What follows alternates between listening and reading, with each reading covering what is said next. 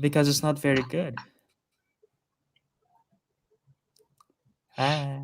Actually, yesterday there was a party too, but I didn't come because I hate the lights and the smoke. It hurts my eyes so well. Alright. Welcome back to another episode of The Councilmen. This will be episode the 38, and we'll be talking about our top 10 spooky movies. Today it's a duo episode with Peter A. Parker and Leon the Professional. Woohoo! Whoop, whoop. Yes. Uh Teguh could not come because he has some sexual awakening he has to attend. Did you say And then sexual awakening? yeah, that's what Teguh say in the chat. He couldn't come because he have to join a sexual awakening welcoming dinner. Yeah. Okay. And Ariq couldn't come tonight because it's his mom's birthday. So yay. Happy birthday, Mama Happy Ariq, birthday, Ariq's mom. Mrs. Ariq, Mrs. Andrea. Mrs. Andrea, I think. Yeah. So yeah, that's why it's a dual episode. And we'll be talking about our top 10 spooky movies. By spooky is a combination of horror and thriller. Yes. Okay, I'll address that real quick. I'll address our topic real quick, and I'm not gonna use this mask for the whole time because I cannot really breathe, nor see, nor talk in this mask. But before we Oh, get to that, Kelvin, do you wanna explain what your costume is? yeah, sure. That's exactly what I was gonna do. So I haven't actually seen the movie yet. But one of my friend left her sunglasses, what's that name, in my apartment, and then the sunglasses is the circular one. So I thought, hey, well, who's the character that has a circular sunglasses? And the first thing I think of was Leon the Professional. Yeah, I haven't actually watched the movie yet, and then but I know the character because I played the game Broforce, and in that game, his name is Leon the Professional. Yes, that is why I'm using this circular sunglasses and using this. What is this? What is this called? Beanie? Is this called beanie? Beanie? Yes, Yeah, it's a beanie. I don't know I don't know what it's The called. reason why it's called a beanie, and the reason why I pause is I cannot really see you in this thing. It's like, wait, I know. what are you pointing at? And then I'm wearing I don't know, this suit. It's not even a trench coat, it's just a suit. But you cannot see my bottom half, so it doesn't matter. Well, Calvin, you didn't know that's our plan for the rest of the day to show your bottom half. Oh no! I've been late! But yes, and then I'm wearing this white shirt because he wears a white shirt. So yeah, Albert, take it away with. No, not Albert. Peter A. Parker, take it away. By the way, is my voice muffled in this thing? Not really. No, it's not muffled. If it is, I'll just speak like this, like an homage to Spider-Man: Homecoming, where Spider-Man eats a burrito. Oh my god, my nose is squished by the mask. Where Spider-Man eats the churros in this thing. Talking Albert, to your phone.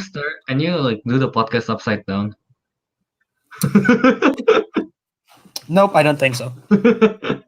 So yeah, I'm not. I'm gonna keep the mask for this time being. So I'm Peter A. Parker, not Peter B. Parker, because I'm Albert. So it's A. Got it? Ha ha ha ha. Very funny. Ha ha ha ha. And anyway, I don't know why I'm laughing to myself. So yeah, this is gonna be. I'm actually gonna spoiler alert if anyone is watching. Before my actual Halloween party, this is my costume. So hopefully no one sees this actually. Is it But if supposed to they be do, like? Is it supposed to be like a surprise thing that you were wearing this? maybe sure, why not? Because people maybe think, oh, Spider-Man, but I want to be the Peter B. Parker version of it because I'm not currently in the best shape. So Nice. it's just my excuse. But yeah. Anyway, in case for the audio listeners, I'm Albert, Peter A. Parker, Kelvin, Leon the Professional. If you want to see the No, actual, no, it's not Leon the Professional. I said Say it bro. right. I said professional. Okay. Oh, did you? Yeah. Doesn't sound In like case, in you case have to emphasize on the bro. for the audio only listeners, in case you want to see it, go to my YouTube channel at Jam Movies to see the video. But I will also, if I remember, I will also post a picture of this particular thing on our Instagram page. So follow us there at Councilmen Show. And Yes. while talking about Instagram page and everything, there is we got a review in one of our Oh my podcasts. god. Did we, Kelvin? I think you told me on this. Yeah, I told you about that. It's by someone with the name of I'm gonna take it's off from this Pot. mask by the way because I really cannot see anything and I'm trying to navigate through my monitor. Is Oh, it that bad? that's much better. So what were you saying? Hello? Oh, he's on mute. Sorry. Yeah, because I'm coughing. I'm considerate like that. So yeah, while you're navigating there, Oh, I found it. I found it. oh, you found it already? Oh, I was going just to say about the party thing that I didn't go. Well, Yeah. you can still say it. Fine. There was But actually a yeah, Halloween party. Yes, yesterday, but I didn't come because first, I don't like clubs. It hurts my eyes, all the lights, and then all the smokes. My eyes hurt, so I didn't go. So I end up just reading mangas in my room. Yes. Yeah, that's the whole story. It's not fun. You by just the wants to way, mention it because you mentioned party before. yeah, I'm going to one, and I'm also going to my club, my trivia club, Real Genius. I'm just plugging it here. If you're listening from Purdue, check it out every Wednesday, 7 p.m. Yeah, we have a horror thriller night, and yeah, everyone's expecting to dress up, and I'm gonna use this. So I don't know if I can write in this thing. So if I'm trying to write an answer on the board and just fell, the marker just falls off every time. Bert, you're Spider-Man. It sticks on you. That's true, but you know, these fingers, I don't know. Dude, Anyway, put on like double tape or something.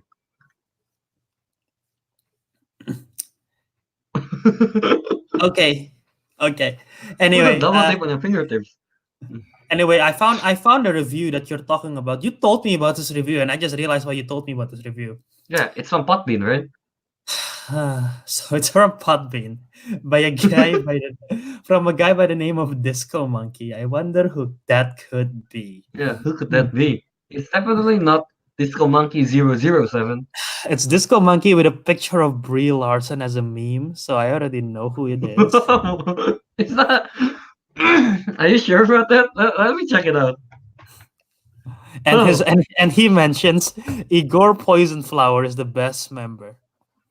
if you don't know who Ego Poison Flower is, it's Calvin's character in the last two episodes in our Spooktober episodes. You know, the first two Spooktober episodes. Yeah, I thank you, Disco Monkey. You know, No wonder this is Disco coming from Monkey Disco said. Monkey 007. Thank you so much for liking me. Yes, please continue to follow the show, Disco Kelvin, Monkey. Kelvin, that is just sad. I'm sorry. I was bored, okay? By the way, we got a live show comment chiming in. Ariq Andria, our co-host, is unavailable today. He mentioned nice costume, Albert. Thank you. And he also mentioned something else which I'm not gonna say because Albert, oh no, Eric says don't Calvin looks like uh, the L a word. homosexual female drug dealer, Yep. Thank which you. I'll take that as a compliment. Thank you so much, Ariq, for that. So yeah, yeah, we talk about. Did we mention what our topic is? We sort of did. We Yeah, glossed over it. spooky movies. Yeah. Okay. So we glossed over it. So basically, what happened is the reason we want to do Spooktober, right? This is the end of Spooktober. We want to do top 10 horror movies. I thought that's what I pitched to the group chat. I thought this horror film, which I'm good with because I have a top 10 list, which I'm not very happy with because I haven't got a chance. If you guys know me in previous episodes, if you listen back, my first ever horror film that I saw in theaters was It. So I haven't seen a lot of horror films. So I'm not that happy with my list, and I thought I had a better list, but I haven't got a chance to actually watch it this month. Horror films, so my list for horror films only is not the happiest list that I can think of. And Calvin mentioned that his list consists of horror and thrillers. So Hey, I was like, no, so I was like, okay, sure, we can do that. And then he pointed out to me that I point out in the group chat that I said horror and thriller, right? yes, you did. Yes, he did. At So that's the 21st of October, he said. At 10:41 p.m., he said, horror slash thriller, lah. lah with the lah. So yeah, so that's the topic that we're gonna do: horror, thriller, slash spooky, and there might be some controversial one. Knowing the councilman, it will be controversial. Oh, So yes. yeah, at least this way we can revisit top 10 horror movies in the future, which if we can redefine our list to be better and everything. Yes, and make sure we don't have any miscommunication again. And yeah, I know Calvin has been. I when we were doing the top 10 action film, I was watching a lot of action films because it was during my summer and I had a lot of free time. But this time, top 10 horror film, I haven't been a chance to do it. But I know Calvin has a chance to watch a Not lot of really. horror films. Not Yeah, really. if you count two as a lot, then yes. You watch more than two, don't you? I This feel like you month, ask right? every day. Yeah, Yeah, I asked, but he doesn't watch. most of the time it's like by the time it's like 11 p.m. I'm like, I'm too sleepy. I have class tomorrow, so I didn't watch. I watched The Fair. Shining in the afternoon, Albert. Yeah, and I fell asleep. Fair enough. Fair enough. But yeah, talking about before we get to the list, real quick, is there anything horrifying? Since it's horror, is there anything horrifying that happened to your life recently? Oh, actually, I do have a story to tell. Okay, Here. real quick. So my friend, but not last year, a few months back before I went back to Indonesia. So it's like what, 2 months ago, I think.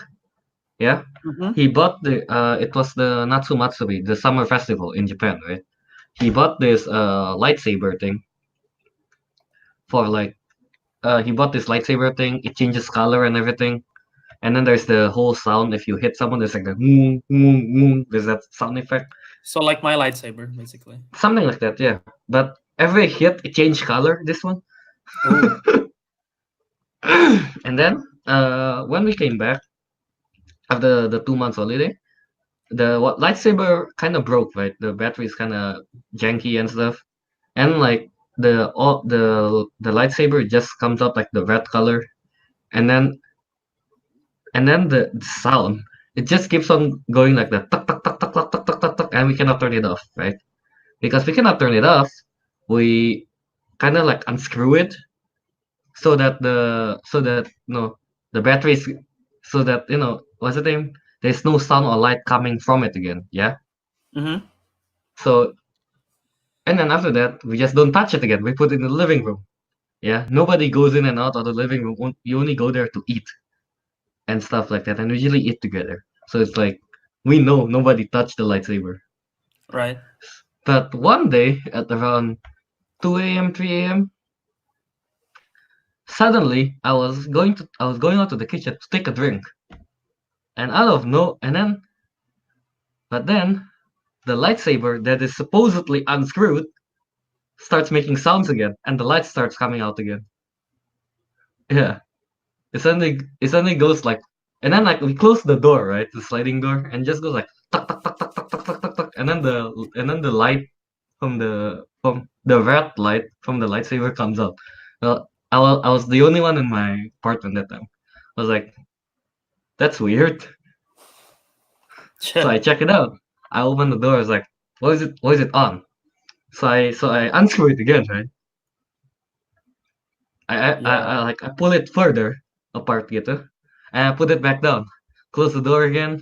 And now, as I was leaving and I was going to the toilet, it turns on again. Yeah, the sound comes out, the lights comes out. I was like, what? It's the way. It's the way of the force, my friend. I don't know. I was kind of freaked out that day. I It's was the like, that force was with you. maybe, perhaps, maybe. But yes, I was kind of freaked out that night. So I just went to sleep directly. Yeah, hoping that nothing would come at me. So yeah, Yeah. I When, removed the when battery now, so I guess it's fine. Unless if it starts making sounds again, I'm gonna leave. the force is too powerful. Yeah, man. But yeah, so that's what you interpret as horrifying So yeah, stories. is So that is that creepy enough? Is that creepy? no, okay, well, I guess so. The reason why I brought up is there any horrifying story is because I want to tell a story of my own, and it's not really a horror story. It's just something that just happened that really it. Okay, so it related to film and TV, and it's something that really bothers me. It makes me really upset. It makes me really. I'm Until just now, really. I'm just. Well, the news broke recently, and I'm still upset now. And if you follow me on Twitter or social or Instagram, you probably noticed already. I posted several I times on don't it. even. So basically, okay, so yeah, it's not really horrifying. It's not like horror theme, but it's just bad news. So a TV show that I really really really really love just got canceled. And Calvin might able to relate to this when they announced Daredevil got canceled. And Where? my one for it is right there. I can't see Cloak, Albert. It's too small. Marvel's Cloak and Dagger. Oh, it's cancelled. Yes. So after the news broke, I believe Wednesday night or Thursday night that Marvel's Cloak and Dagger season 2 is the last season. They're canceling it for season 3. They're not doing it anymore. And they don't really express the reason. They just say it's not going forward anymore. So I am clearly upset, and I'm guessing it's because Kevin Feige want to do more in-house stuff. They want to do make stuff for Disney Plus. They want to make sure everyone's consistent in the same universe, which is fair. It's a fair argument. But here is the reasoning why I am very upset for this is because Daredevil season 3 they got canceled right after season 3. They might know or they might not have known that they're gonna get canceled. So the ending of the show was very satisfying in a way. It have quite a pleasant wrap up ending. Would you agree, Kelvin? I haven't watched season 3.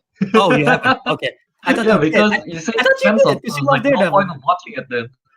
That's what I thought.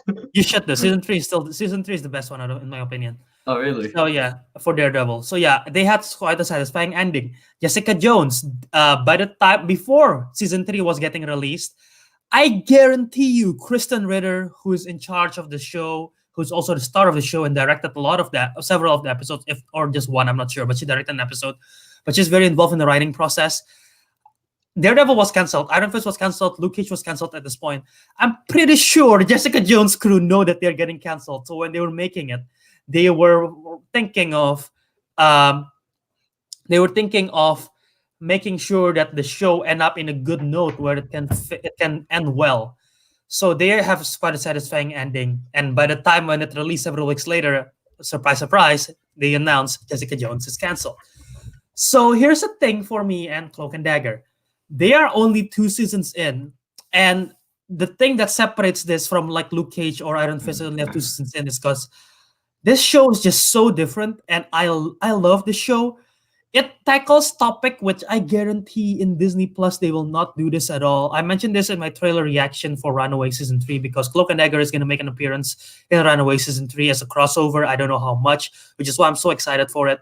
But I talk about this why I love Cloak and Dagger so much is because they tackle topics which once again Disney will never cover. They talk about human trafficking. They talk about sexual abuse. They talk about drug abuse. They talk about addiction. They talk about depression, and they do it in a scope which is accessible for people who just watch comic book shows because there are shows like that in everywhere, but not a lot of people watch it because like oh I don't really care. People want the mainstream stuff like superhero, and Cloak and Dagger managed to do that in a superhero world, and they do it so well. And not only that, the fact that Olivia Holt, who plays Dagger, and Aubrey Joseph, who played Cloak, they didn't see this coming. They were upset when the news broke. I was upset with them, and their story isn't even finished.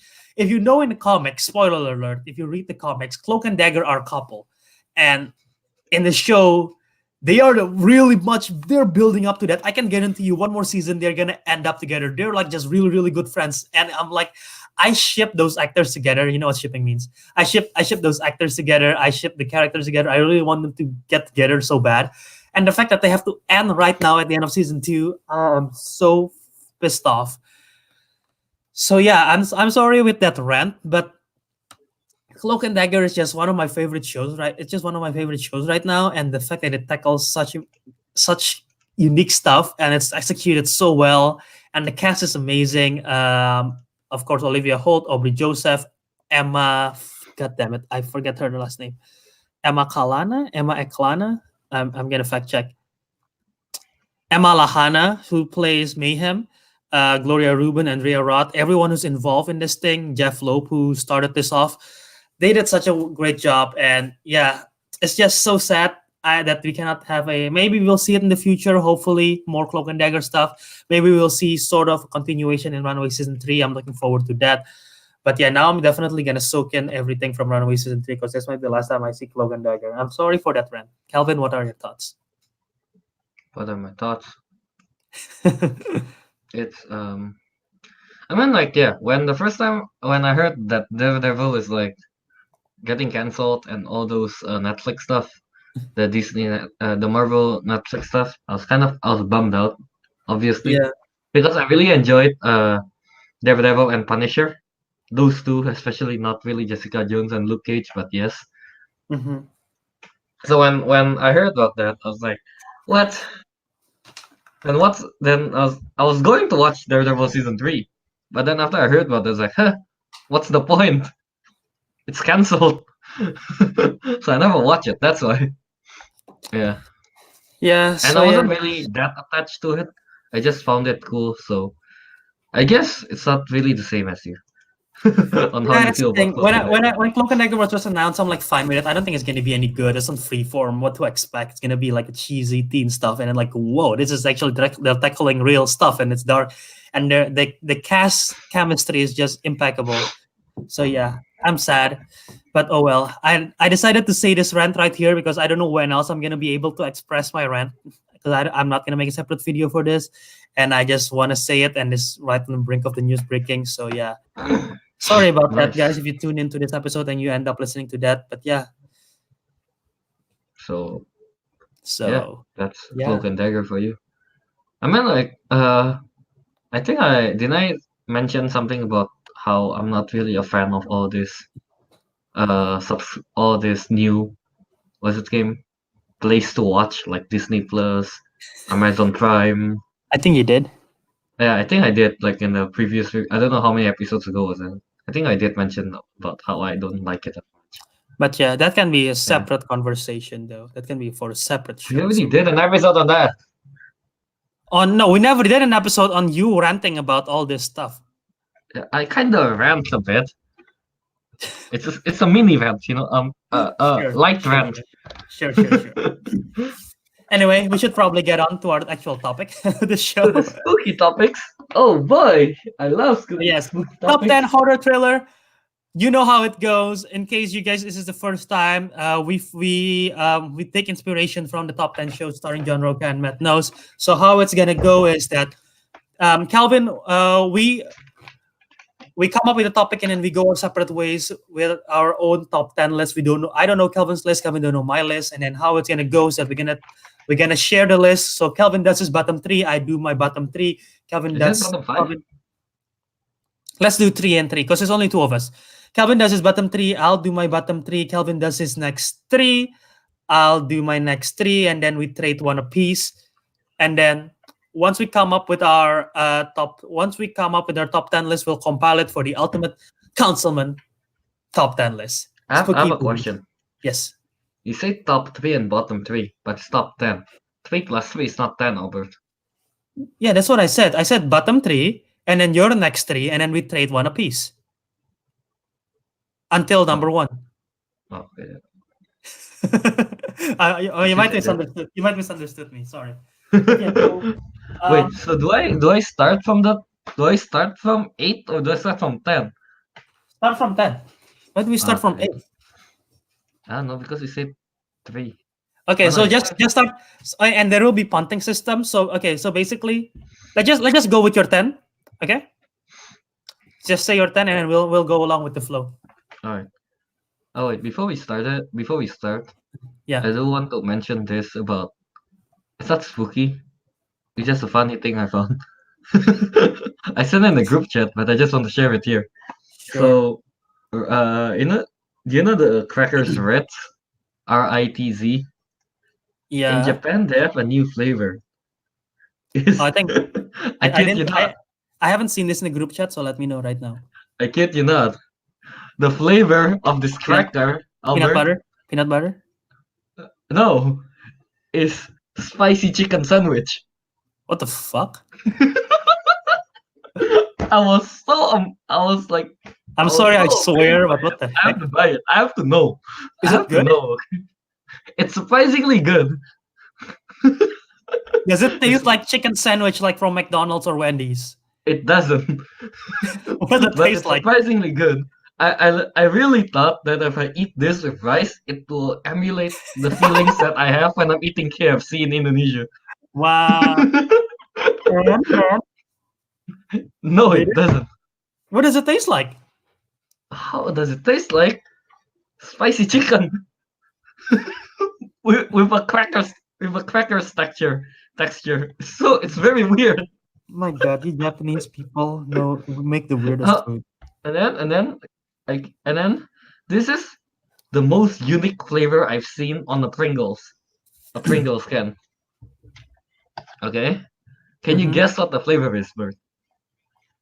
It's not spicy chicken sandwich. Let me guess. Wasabi. Huh?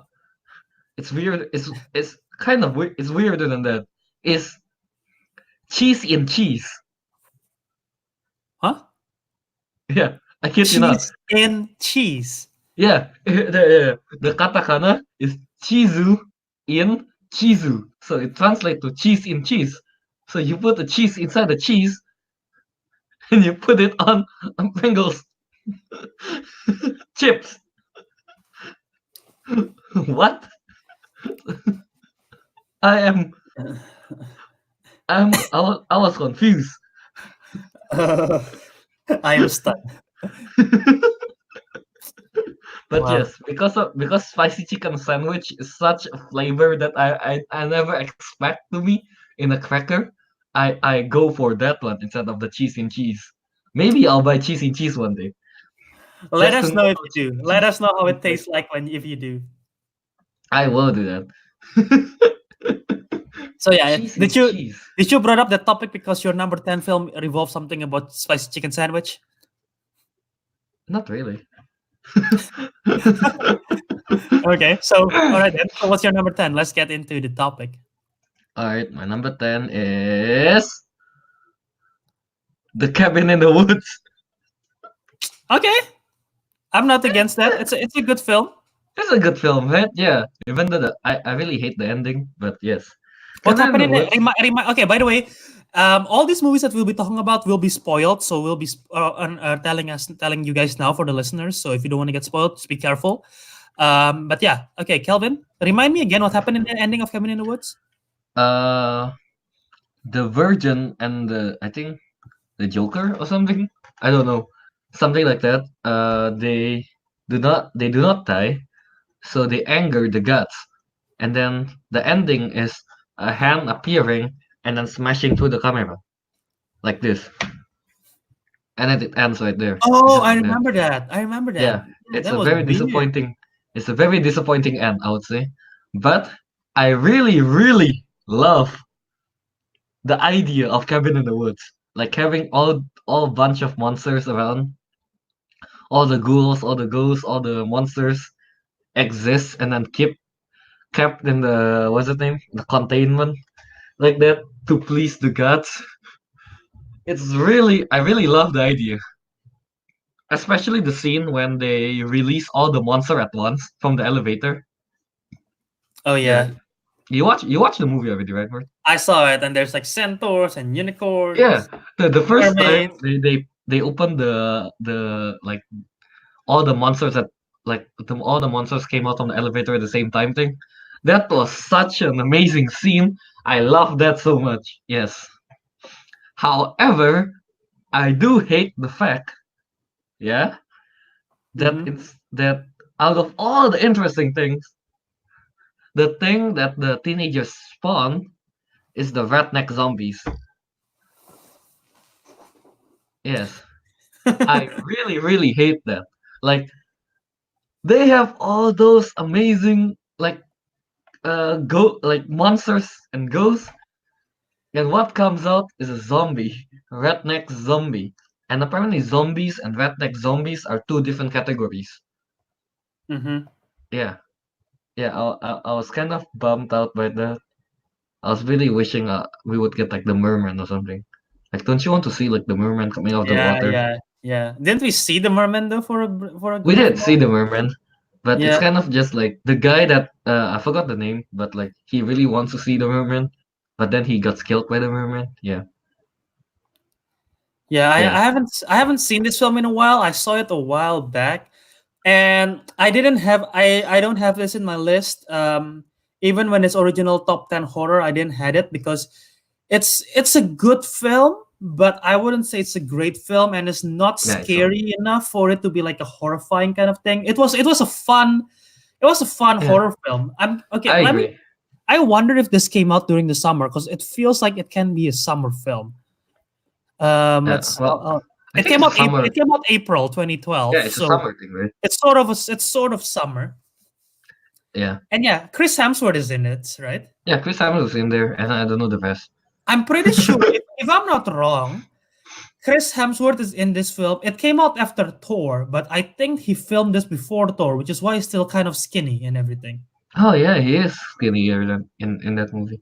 Yeah, I believe they filmed this before his famous Buff. Thor, and then they released, or maybe even actually it might film way before this, and they just how films sometimes got a delay in production and everything. Ah, yeah, yeah, I know. Maybe in the post production because there's a lot of special effects and everything. So maybe there's a lot of delay of release and the release date, and then they eventually release it after the release of Thor. So which is why it's become quite. I don't think it's gonna be as big if it wasn't for Hemsworth's famous Thor, in my opinion. I think so too. Yeah. No, I kid you not. The first time I heard of this movie is from our friend Jelita. Remember her, Mhm. right? Yeah. Yeah. She says something about this movie, but I kid you not. The first time I heard of this movie, I misheard the name. I thought the title is Kevin in the Woods. I legit thought the title was Kevin in the Woods for like 2 weeks I'm so until disappointed I went with to you. the mall, and then I checked out the cinema. I was like, "Oh, Cabin in the Woods." It's like Cabin in the Woods. What? I'm Yeah, so I'm so disappointed in you. but yeah, I actually view. No, it's not that I rewatch the whole thing. Like I sometimes rewatch it, but like I only go to the specific parts of like, you know, Yeah. yeah. And then Okay. like I'll just mention this like one of the kind of things that the monsters that I want to see in action that wasn't in action was the Sugar Plum Fairy. Yeah. Do you know which one that is, Bert? I believe so. I'll try Yeah. to see if I can open it. Can you just Google it? If you search up Google Sugar Plum Fairy in Google, it will most likely come out. It's a ballet. Yeah, yeah, it is. She's wearing a ballet outfit. Okay, let me just. Wait, no. I Oh, think you have to write Cabin in the Woods. yeah, I know. That's what I said. That's why I said it's a ballet. Yeah, she's using a ballet outfit, but I'm really wondering how This does one. that yeah, this one especially. I really want to know how does this character kills? You know? Well, I guess we'll never know. Exactly. I'm really disappointed that they don't show this in action. All right, so yeah. Yeah. Since it's your number 10, I'll get to my number 10. So you said something about zombies, and my number 10 is about zombies.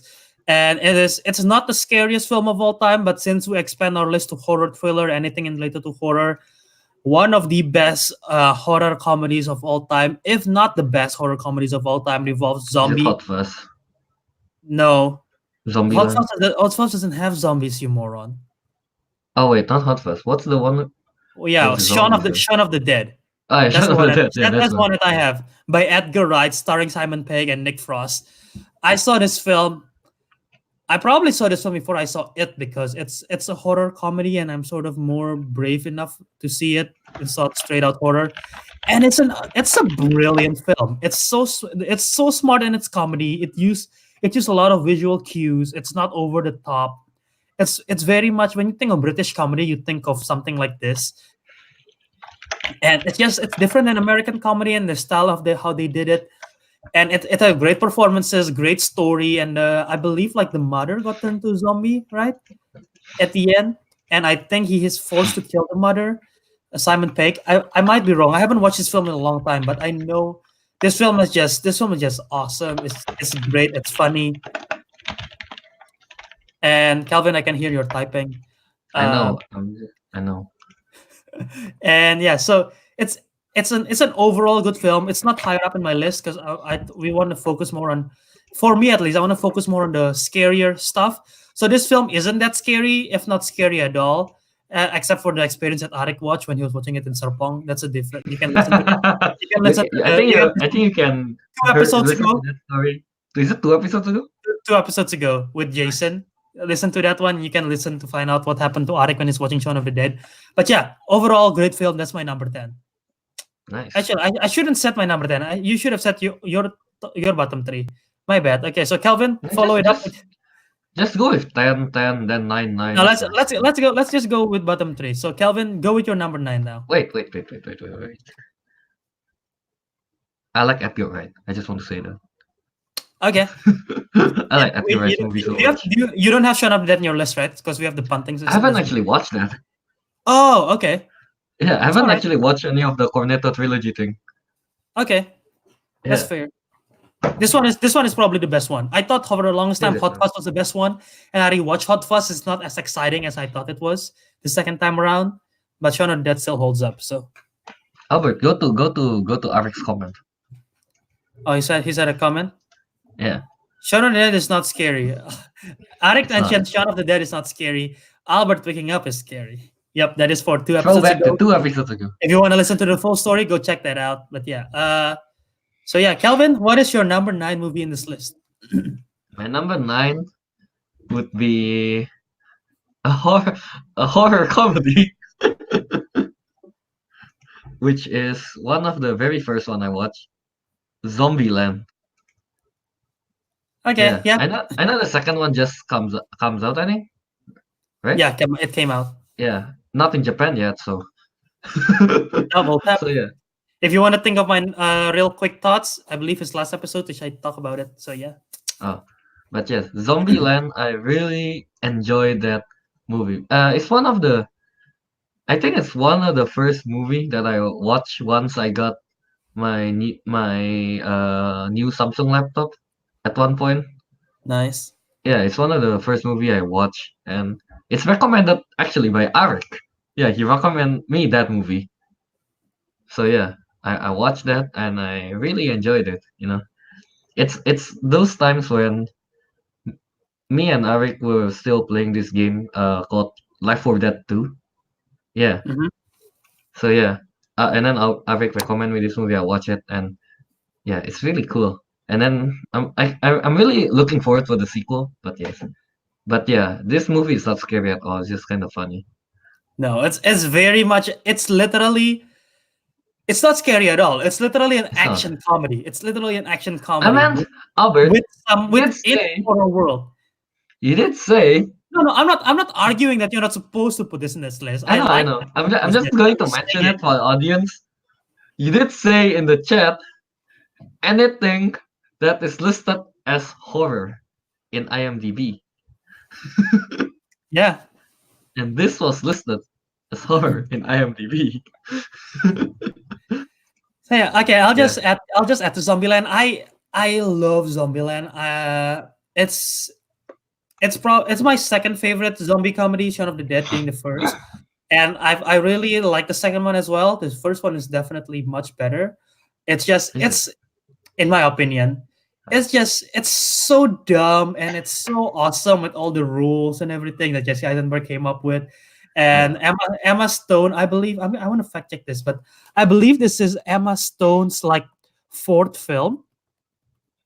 Because her first film is super bad, and she had Easy A in 2010, Superbad in 2009, I believe. I gotta fact check this, but yeah, she it's a great film. It's funny, like Calvin said. Ruben Fleischer, great work on this one, and I believe it's Ruben Fleischer's directorial debut, which is crazy. No, that's nice. Um, so yeah, this is one, two, three, four, five, six. This is Emma Stone's sixth film. Her first film is Superbad 2007, and then yeah, she got Zombieland 2009, and then 2010 she got Easy A. So she is her stardom rise since from then. But yeah, Abigail Breslin was great, a childhood star. Abigail Breslin, Woody Harrelson, and everything. And yeah, it's just a blast of a film. I've mentioned it before. It's probably my first R-rated film I ever saw. So Really? yeah, my cousin showed it to me when I was I don't know when. Ah, So it was. I like it. I like that film, but yeah, not in my list. ah, ah. Albert, Ariq, go to yeah, Aric's comment. I'm about to calm Nice. down. I'm Ah, trying to control the pace of the show. no. So Ariq mentioned in the live chat, Calvin, that witch around the corner in L4D2. What is that, Calvin? All right. Let me tell you a short story, I guess. Yeah. So L4D2 is Left 4 Dead 2, as I mentioned before. Uh, so in this game, there's this zombie called the Witch, where she's one of the strongest one, I think, if I'm not wrong. And then like she can kill you like very quickly. But like so in this game, me and Arik was still like it's my first year in SBR, so it's grade 6. Yeah. So I went to Arik's house. We play Left 4 Dead 2, right? So Mm-hmm. the witch have this iconic thing where it's like because it's one of the most dangerous one, they will warn you if she's in the area by you can hear her sobbing like something like that. I don't know, something better like that. But yeah, she's sobbing and crying like that. So if Okay. in the game they warn you, they usually warn you on there's like a text a witch is nearby or something like that. Mm-hmm. But in this one particular moment, the text didn't show up, and then we didn't hear any crying. Yeah, and then me and Arik were playing local multiplayer, right? So and then we are in this like narrow hallway. So we walk. So the two of us walk, and then we turn the corner. There's no sound. There's no warning or anything. We turn the corner. The witch is right in front of us. Sure. Me and Arik screamed in real life. We were so frightened. we we we sprint our character like back away like as fast as possible, like while screaming. Ah! Yeah, it was a memorable moment of my Nice. childhood. Nice. Yeah. How old were you? Grade 6, how old were we? 12, I think? Wow. Okay. Is it? I don't know. When is what yeah, what age are we on grade 6? I don't know. I have no clue. My math's not Yeah, getting that basically well. yeah, that's the story of the witch in Left 4 Dead 2. Nice. It was a scary day. Okay. Yeah, so yeah, that's about it. So yeah, what's your number 8? Oh, do I still continue? Mm-hmm. Number 8. My number 8 is a controversial one. Let's hear it. Exorcist. Okay. The Yes. Exorcist. I've not seen the film, so go ahead and talk about it. Alright, here. The That's why it's enough. Exorcist. Alright. Uh People say it's one of the scariest movie of all time, in the list. Even Arik said that his brother watched it and he mentioned it's one of the scariest movie. However, I do not agree. When I watched it, I was mostly bored, kind of, you know. Okay. Yeah, it's no because like all the iconic scenes you see in the movie that happens in the last I think 30 minutes or 20 minutes of the movie, and it's kind of how long is the runtime for this movie? I think it's 2 Let hours me 7. I check. think it's 2 hours 17. It's Imagine around if yeah, it's around 2 hours runtime. imagine if it's exactly 2 hours 17. I'm like, what the hell? Is it? No. Oh wait, wait. Actually, let me check this out first. How long was this movie? 2 hours 15 minutes. All right, Okay. 2 hours 15 minutes, and then like around 30 minutes or 20 minutes is where all the iconic part is from, with all the screenshots we see, all the things they use in like the clips of The Exorcist. I have no clue And which then clip talking about, but yeah. yeah, no, all this, you Yeah, know, yeah. you have Yeah, yeah, seen yeah. it, right? Like the head Nope. turning around, the spits and stuff. You haven't seen it? No, I'm trying to. I've never seen it. So What? What? Oh, wait. Why? But I yeah, but I'm all saving those it. scenes that happens about like in the 30 minutes or 20 minutes of the show of the movie. So it's like, and then like the rest of the movie is just like oh yeah, there's this girl is feeling something weird, and there's this mother that don't know what's happening, stuff like that. Yeah, getting into the characters and stuff like that. But like, I just find it boring. Yeah, sure. At the end, when those 30 minutes, 20 minutes of the actual iconic scenes happen, I was really enjoying that. Like the power of Christ compels you. The power of Christ compels you. That all that is really cool and stuff. No, I like it. Hmm. But then the rest of the movie, I was kind of bored, honestly. I even fell asleep at one point while watching the movie. No, wait, Wow. wait, never mind. That was a different movie. But yeah, I was bored. Okay. So yeah, I'll just since I have not seen the film, I'll just chime in with this. It's like I believe 1973. It might be, I don't know. I don't know my film that well, my film history, horror movie history, but it might be the first of its kind in terms of like a paranormal kind of thing. So it might Mm, people might love it because of that. But since we grew up in a community where we see all paranormal stuff, we maybe it's sometimes harder for our younger generations to maybe like respect those older films. Like, oh, I've seen this kind of trope in this film before, but we never thought back that they films like Exorcist are the one who inspired and everything. I So agree. maybe that's a thing that's why people's lists are always going to be different because people perceive it differently. But that's why making lists are Yeah. fun. Especially like when we watch it in different times. Yeah, Yeah, and yeah, exactly. I don't know if you noticed, but a lot of people died during the filming of like the crew members got died during the filming of The What? Exorcist For because real? they say the film was actually haunted or the actual filming was actually haunted, so people actually got died. I don't know if that's true or not, but I that's what I've heard several of those. So yeah, Yeah, I heard about those a lot. Like those filming of horror movies actually have horror things happening to them. yeah, but the one that is the most exposed is from Exorcist, one that I've heard the most. Really? Damn. I haven't read any of that actually. But yeah, Exorcist. It's a good movie, I would say. I definitely that's one of the films that I really want to watch this Halloween season, but I haven't got a chance to do it. So maybe I'll You watch should, it you should. after we done this episode. But yeah, Albert, you're watching it in the morning. You're not gonna be scared. that is true. I'll probably wait for nighttime. But you'll be at the Yeah, party at nighttime. we'll see. But yeah, so yeah, Exorcist, my number 8.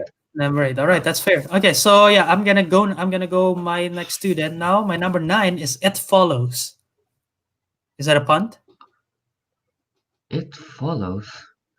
No, It not follows. not in your list. I, me and Let Arik almost fell asleep watching that. Okay, let me explain my thoughts then. All right, sure, go This ahead. is this film is literally a living embodiment of STDs. Yeah, it's that's like wrong. it's like basically sexual transmitted disease. Instead of a Yeah. disease, it's a literal virus that's gonna come and kill you. So it's for the fact that maybe in Asia it's not big of a thing. In America, let's be honest, people have sex all the time here. So it's kind of an interesting message for them to send, essentially. And I thought, message aside, I thought it's a very interesting concept. It's creepy as hell. You might find it boring because it's very slow paced, but I thought the film was creepy. It builds tension all the time, and there are so many times that you don't know if the person that's walking towards you is the actual entity or it's just some weirdo that's just there. The grandma scene freaked me out. There is a scene which I believe where someone is naked in a construction site. I cannot remember, Oh yeah. Oh but that one that yeah, I something remember. like I that remember happened. the I remember that. construction. I remember the construction site scene very creepy and the grandma scene, and of course the iconic pool scene, which the with the I believe they used the microwave, which is it's a very it's a great film. It have great performances. It was directed by David Robert Mitchell, which I don't think he have done much great stuff afterwards so far. But yeah, it has a great cast, much of unknowns: Micah Monroe, Keir Gilchrist, a lot of unknowns. But I thought it was a very well done films in terms of horror. It builds tension. It's one of my favorite. It's one of my favorite horror films, just because the fact that I movies that just rely on jump scare I find cheap, but I movies that agree. create tension and makes you at the edge of your seat, it's one I love, which is why I love. Not it's not in my list, spoiler, but which is why I love A Quiet Place because it builds so much tension, and that's why like when I go to haunted houses, the one that just rely on jump scare are like, okay, they're sure scared at the moment, but not I will not resonate on it. But a haunted maze that can somehow make you build tension and be like at the edge of your seat, that's the one that's the best kind for me. So that's how I do what for it follows. There's not a lot of jump scares, but the how they just build the tension is just impeccable. So yeah, that's why it follows as my number 9. You have Well, something to say about it? it follows is not in my top 10 at all, but Mm-hmm. it doesn't even. I haven't forgotten I watched that movie until like at the very last second. But yeah, so to me, it follows. We watched it when we were in Serpong with Ariq. I think you fell asleep. No, you were sleeping by then. Yeah, you were sleeping by Oh then. Me and no, Ariq cause watched it. yeah, cause you have. Wait, was it this? Was it this last one? Yeah, the last one. When the last one we did. Okay, yeah, because I was like, I've seen this film, so I don't want to see it Yeah, again. And I'm you've seen it. You've seen it. That's why you go to sleep. Me and Ariq haven't, so we watch it. Mhm. Me and Ariq were bored, kind of. Yeah. At first, it was kind of like interesting. Like, oh, what's this following? And then at some point, we just kind of like, ah, we are in too deep to stop. So we continue watching. And then there's like this whole dude. I forgot his name, but the guy is like, it's very awkward. And then he's like, oh yeah, sure. No, I can have sex with you. But then she's like, no. And then she You has want to sex take with him. it away from her. Yeah, I know, but and then they have sex with him. Me and Avik was like out of like the whole movie, that's the one thing we are like kind of looking forward to them having sex. But then it's so unex like it's not it's so it's very like the I think the girl the guy's face was just like uh uh this is very boring, you know. And then he has sex with a prostitute, and I was like, I was really disappointed. Yeah, so it's like, yeah, I was bored watching that. I was honestly bored watching that. Yeah, Okay, fair, fair. But yeah, that was my it's a number 8. good concept though. I would say it's a good concept. You know. And yeah, before I go to my number 8, I'll just say real quick, one of the other reasons why this film is I find it creepy is because the fact that you don't know who is the entity that's following you. It could be just someone in the background. And that's like sometimes in the it translates like not that there is a walking entity that's chasing me every day, but like sometimes you have the feeling when you're walking and then like have a feeling that someone's following you, and it's like creepy, Oh, you know. actually, I do. I don't know if you have watched this short horror comedy thing I think it Probably won not. an award or something. Yeah, it basically have the same aspect as It Follows, but instead of having like killing you, it will hit you with a spoon. It will hit you with a spoon multiple times. It's a comedy thing. So that so yeah, that entity will like keep on following you, and then if it meets you, it will start hitting you with a spoon. Yeah, I know it's weird. I know, but yeah, I I mean, do if like for the after I audio watched listeners, that I'm just giving Calvin the weirdest face right now. I'm like, what the hell are you talking about? after I watched that short movie, I do have the thoughts of like what if someone is following me, but like they just kind of like they don't run, they just slowly follow you. The more I think about it, you know, it sometimes gets me at night. It's like, oh god, is this the night I'm gonna die? Because I'm not moving, you know? Yeah, Yeah. I do have that feeling sometimes. Okay. But I know no one's following me. I hope so, at least. Well, let's hope not. But yeah, that's why it follows my number nine. I For my do, I number. do. I mean, like, wait. Sorry, Bert. Okay. No problem. But people do say that the fear of the unknown, it's a scary thing, right? It's the scariest Wouldn't you thing in my agree? opinion. It's the Yeah, it's scariest the thing. scariest thing about horror movie. Like, yeah, it's the scariest thing of horror movie. I agree. Yeah. So yeah, go on. I just want Which to is say why, that. yeah, a lot of the stuff in my list is a lot about tension and the fear of the unknown. So you'll probably expect that. So yeah, Nice. my number eight, talking about speaking the fear of the unknown, my number eight builds on that tension, and I think it's one of the, if not one of the greatest horror thrillers, sci-fi horrors of all time, and it's Alien, the first one. Do you have that in your list? I no, it's not on my list. Mostly because I think I watched the Alien before, but I watched it Mhm. when I was young, so I still don't understand anything. Yeah, Wait, how young were you when you watched this? I'm when I intrigued. still don't understand English. Dude, you're not supposed to watch this that young. This film is Well, gory. I mean, like the the Indonesian TV channel show it, so Okay, it's like okay, I just want to watch a movie that night. So all right. my brother, you know, makes me watch a movie, so I watched it, and I don't understand anything. Okay, so yeah, I'll just explain then why it's in my number eight and not higher, even though I say it very high regards. This film is amazing. It's almost perfection to me. Um, but it's great that, first of all, the tagline that in space no one can hear you scream, that is such a brilliant tagline and so effective. And the poster is Scientific, also, dude, huh? it's scientifically correct too. Yeah, Yeah, exactly. And yeah, the poster is just so simple. They don't do those kind of movie posters nowadays. Like even Back to the Future and Raiders, they have still a cool poster. But now every day people just do Photoshop and everything. But like if you see the poster for Aliens, it's just simple. It's just an alien egg. You don't know what's that about. When you see this in the theater and you see the title Alien in space, no one can hear you scream. I'm like, whoa, what is this all about? It yeah. intrigues you. So the marketing already did an amazing job. Ridley Scott directed this in 1979. Amazing. Sigourney Weaver playing Ellen Ripley become one of the most.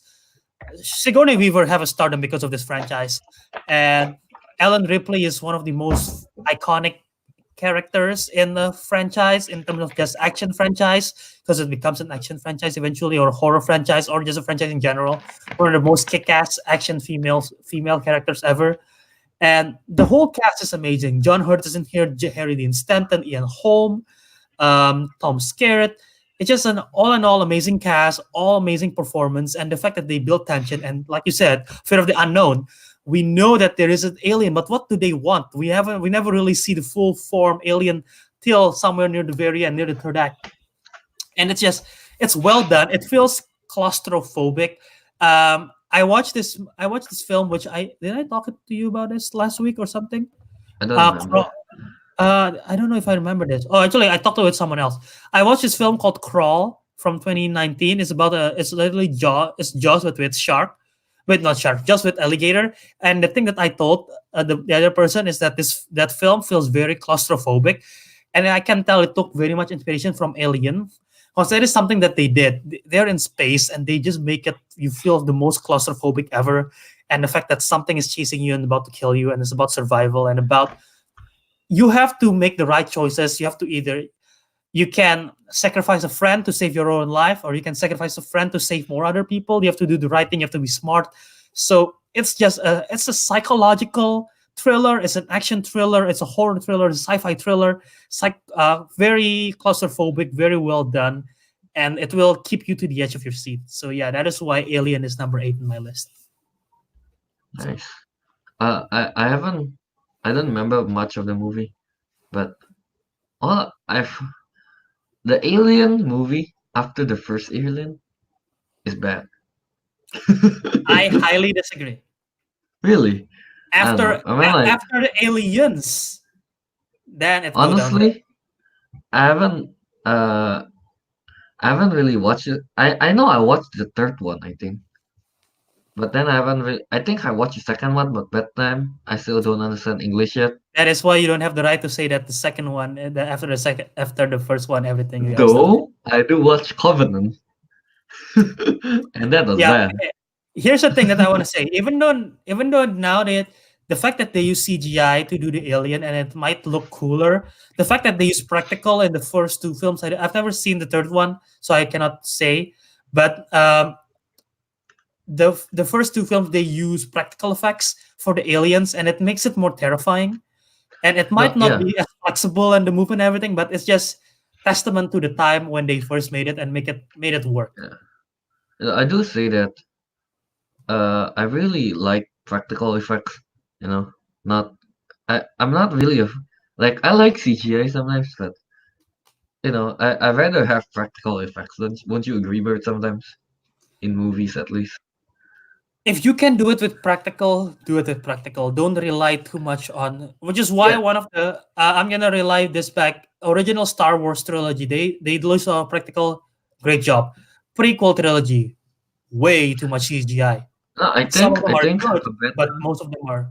I I mean, think Jar a Jar. better comparison is Jurassic Park and Jurassic World. Okay, yes, yes, yes, 100%. Wouldn't you agree? Yeah. Yeah. Yeah, exactly. Yeah, you know what? You're not going to go in depth on that, but yes. So yeah, all right. So Calvin, what is your number 7 in the list? My number seven is the one you mentioned that's not even in your list. Which It's one? Which one? a quiet place. Okay, yeah. I'll just say this. I really wanted to put it in my list, but I'm like, there are better films in my opinion. No, And here's the yeah, thing. A quiet place was originally on my 10th. But here's the thing about the quiet place.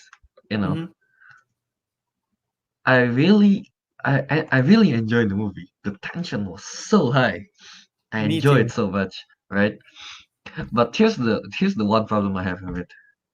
Okay, uh, why the hell would they show the monster at the very beginning of the movie when it attacks their youngest child when the toy airplane turns Yeah, on? yeah, yeah, yeah. Yeah, I really hate that. You know why? Because first of all, they show the monster, then they show what Mhm. it can do, so that fear of the unknown is completely taken away. Yeah, That's true. yeah, that's the one thing that I really hate about that movie. But because I really think that if they don't have that one scene showing the monster, it It would will have be been such a better. good movie. You know, like show it at the end. Like Cause yeah, aliens, cause, as you 'cause mentioned. I don't think well, aliens we see it in the beginning, but in small form with the baby. But Yeah, exactly. eventually, but yeah, I don't think they showed it. I don't think because A Quiet Place they use aliens, right? If I'm not wrong, it's Yeah, extraterrestrial then. yeah, And terrestrial.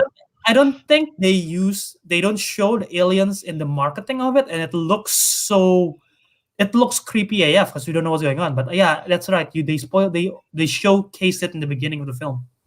Yeah, yeah. That's the one big mistake about that movie. But like I imagine it sometimes. What if they don't show that scene? The whole movie would be so much like the tension you feel when watching that movie would be like double if they don't show the monster. I Okay, believe, but to me here's at here's least. here's what I'll argue with you. If I haven't seen this since the first time I saw it in theaters, I only watch it but once too. yeah, but I believe they show the alien multiple times in the film, so it wouldn't affect that much. Yeah, that's the thing. I agree. I don't know, but at least like until like half of the movie, you would be kind of like tensioning. Tension is Okay, even, yeah, because like yeah, you wouldn't know what's coming at you, like something like that. yeah. So yeah, but I do have to say, do like I believe that people actually enjoy build up more than the end than the conclusion. Know what I mean? Uh-huh. by that. Yeah, they enjoy the build up more, I guess. Like yeah, so the build up for what's the name? A Quiet Place. It's actually really good. All the tensions and stuff.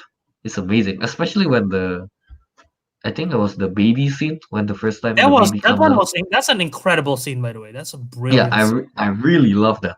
Yeah, I really like it. I feel the tension and everything. I was like, oh my god, is she gonna survive?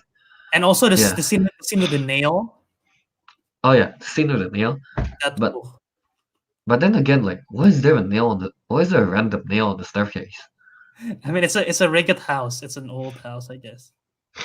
But no. But like, why would some like what are the reasons for someone to hammer a nail through a staircase upside down? Because the staircase is like this, and the nails like that, and it Is might it in the miss. middle? Is it in the middle of the? I don't remember. I don't remember as quite as well either. But yeah, At the moment, though, I it's don't know. amazing. But yeah, A Quiet Place. I enjoy that movie. Yeah, I really enjoy that movie too. It's probably the most tense movie that I've ever seen, and I don't know if I want to rewatch it because the tension is so high. I probably got stressed out of it. No, I think like movie with that high of attention, it's not a movie that you want to rewatch. Yeah, Because you know what's gonna happen. and Yeah. also, what's it called? I was about to say something. John Krasinski, who directed this, I believe this is his first feature film directorial debut. Amazing job. Emily Blunt was also in this film. Amazing job. Those two couple duos. And God, what was I about to say? I thought the creature design was interesting. I love And the creature design. yeah. Oh, that scene. The first time we sort of hear a noise after the airplane scene is when they were playing, and then the fire fell down. The Oh yeah, fire, yeah. the lamp, and then they just rush and everything in the cinema. I remember seeing that, and then the fire. That was the first time there was like a really large noise in the film, and I'm like, whoa, oh, this is dangerous. So I'm like, that's pretty nice. Yeah, I agree. Very All much right, agree with that. all right. So what is your number 6? It's a recent movie called Get Out. Oh, Yeah. okay. That is my number 6 film as well. So Oh, nice. We're perfectly on timed. agreement for something finally. Perfect timing. Okay, so yeah, let's you talk about it. I'll talk about it. Let's go. Nice.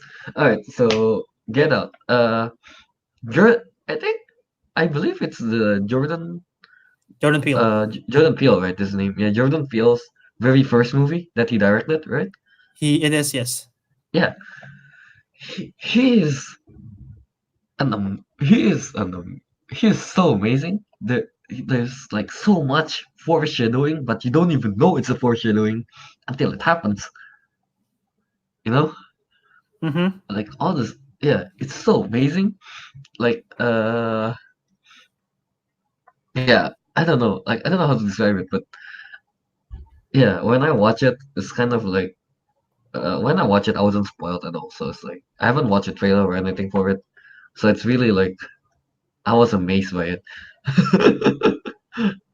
I don't really know how to describe it, but It's there was that level of tension and that level of scariness to me at least, and I was like, damn, that's a good movie. Yeah. yeah. No, it's a brilliant film. It exposed to the world the scariest thing about the world, which is white Americans. I'm just kidding. But it's an incredible film.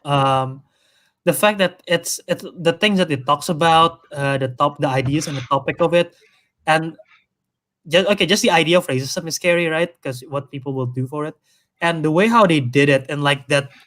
Spoiler alert once again, that putting him into the trance state. What they call it? They have a word for it. I forgot the deep down or something. I don't know. I don't Something remember. like that, yeah. But Yeah. when he plays with the T, like with the noise, and then Yeah. like Yeah. people Yeah. just in there, and then the fact that it's literally a body swap film in a I know. horror sense. I know. Like, can't you imagine if someone is controlling your body and then you're stuck inside that body? It's like, goddamn. Yeah, and then we saw like the Andre dude or something that Oh was yeah, the that unready. he know that it's like taken over by a Yeah, white, and an then, old white yeah, dude, and then and then the when he maid takes and a the picture of the grandpa. flash thing, Yeah, yeah, I and was then like, the maid and the grandpa also, when they mhm. when it's obvious because like they're smiling in the inside and everything, and the grandpa was an athlete. The white dude grandpa was an athlete, and he Yeah, yeah, wants the I white know. dude's body so he can be physical Run again because faster, right? they think black men are more superior. Mm, The black race is more honestly, superior than the white race. when I first watched that, the maid and the grandpa, that's the one I found most creepy. I was like, Yeah, because the maid's what? like smiling all the time. I was like with his Yeah, hair. And, smiling all the time, and suddenly she's like, I think at one point she cried or something. If I'm not wrong. yeah, Yeah, I was like, what? What is happening in this movie? Yeah, that movie was amazing. I would say. it's Yeah. really creepy. And okay, quick question: how many times have you seen this film? How many times? Just one? For just once. Oh, Okay. the Here, only here, horror I'll, movie I rewatch is Zombieland and Cabin in the Woods. okay. Here's what I say.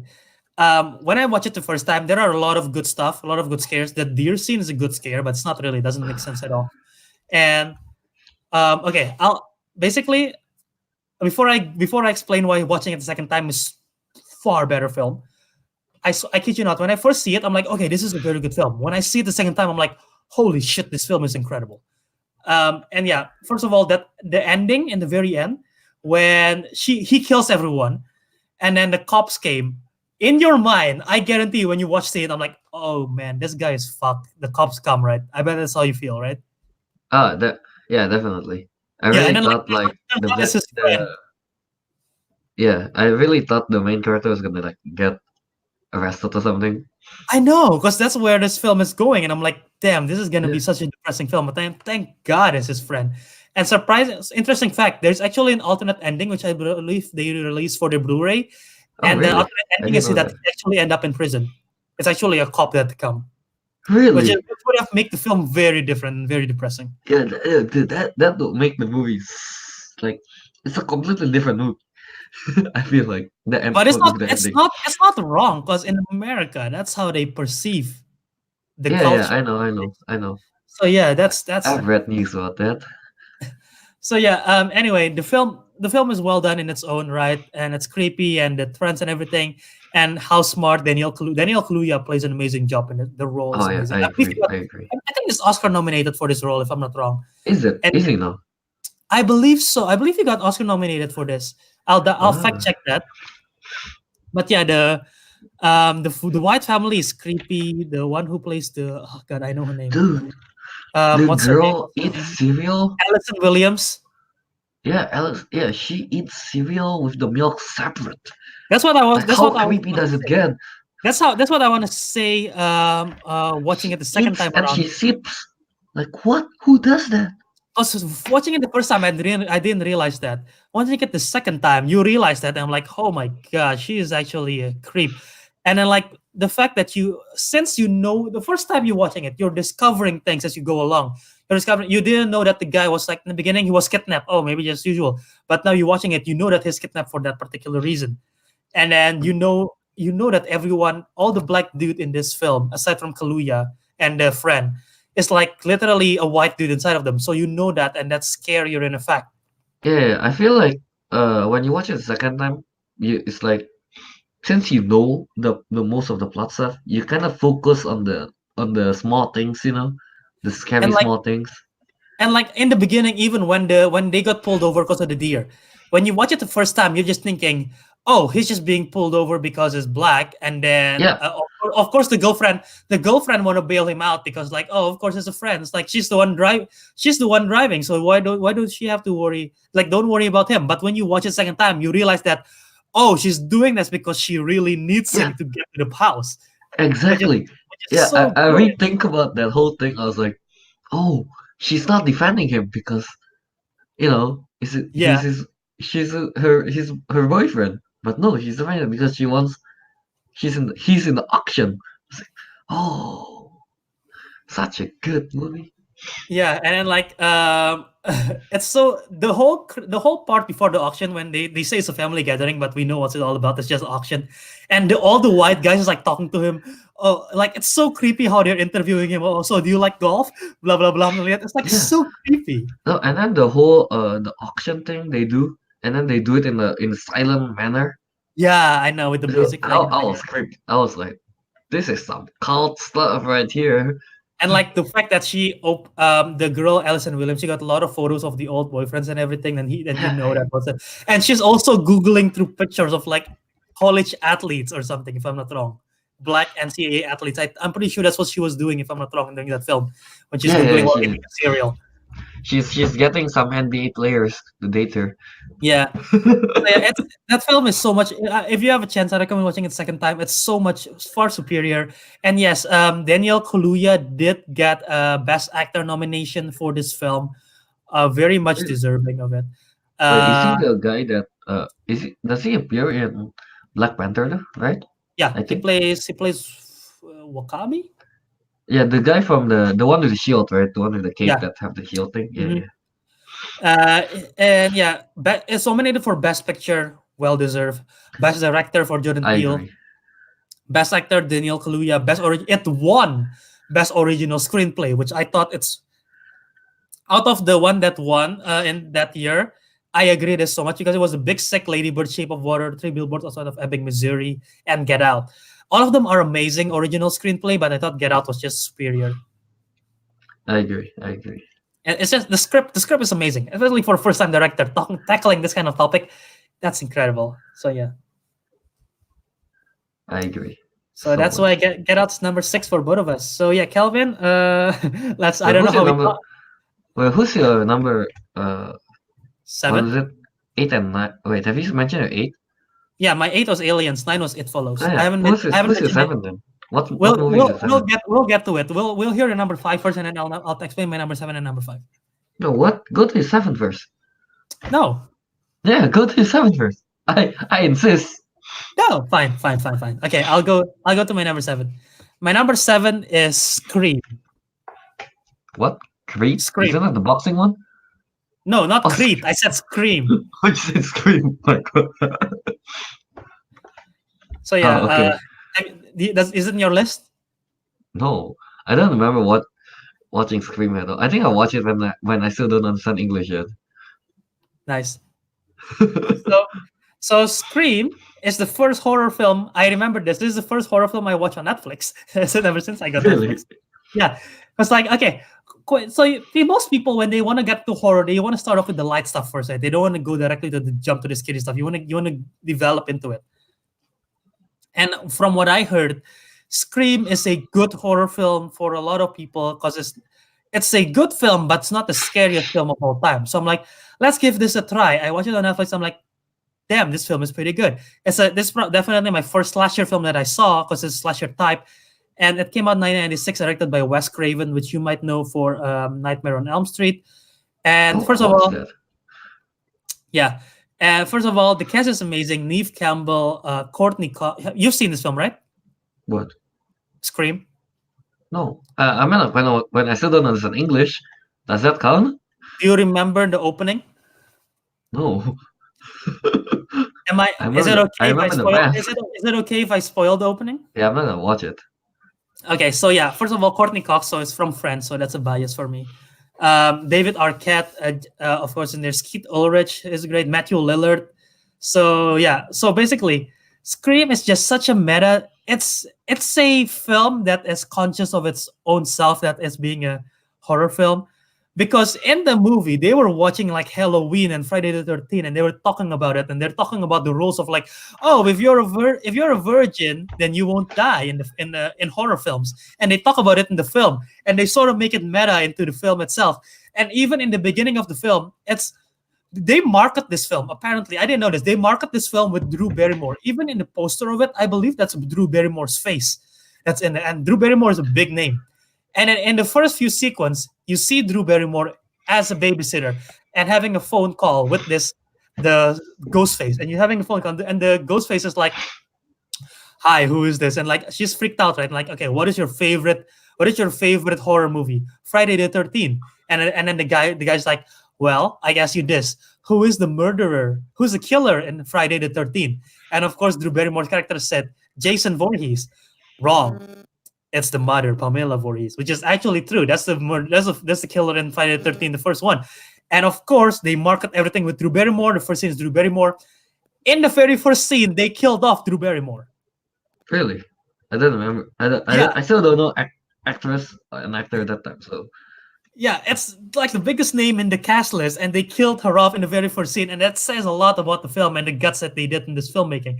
It's all I so know the that film is movie is meta, isn't it? It's very it's meta. very they reference, like I told you, they reference other films, they reference Huh. tropes of other horror films, and they're like, oh, so yeah, in horror films, if you're a virgin, you won't die, blah blah blah, and they try Oh, to make it like wait, that. isn't there a scene where like they mention the roles Yeah, like they did. do not split up and stuff like that? Did Yeah, they? yeah, they did. It's like that's why it's so meta and it's so good and it holds up. It's a great film. It's a fun horror film and it I have a lot agree. of gore. Matthew Lillard, which most people know maybe either from this film or playing Shaggy from the Scooby Doo, I thought he was amazing in Oh, this he's film. there. He's the one who plays Shaggy, Oh, I didn't know that. and he's in this film. He's amazing in this film, and yeah, it's an overall great film with a lot of twist and everything.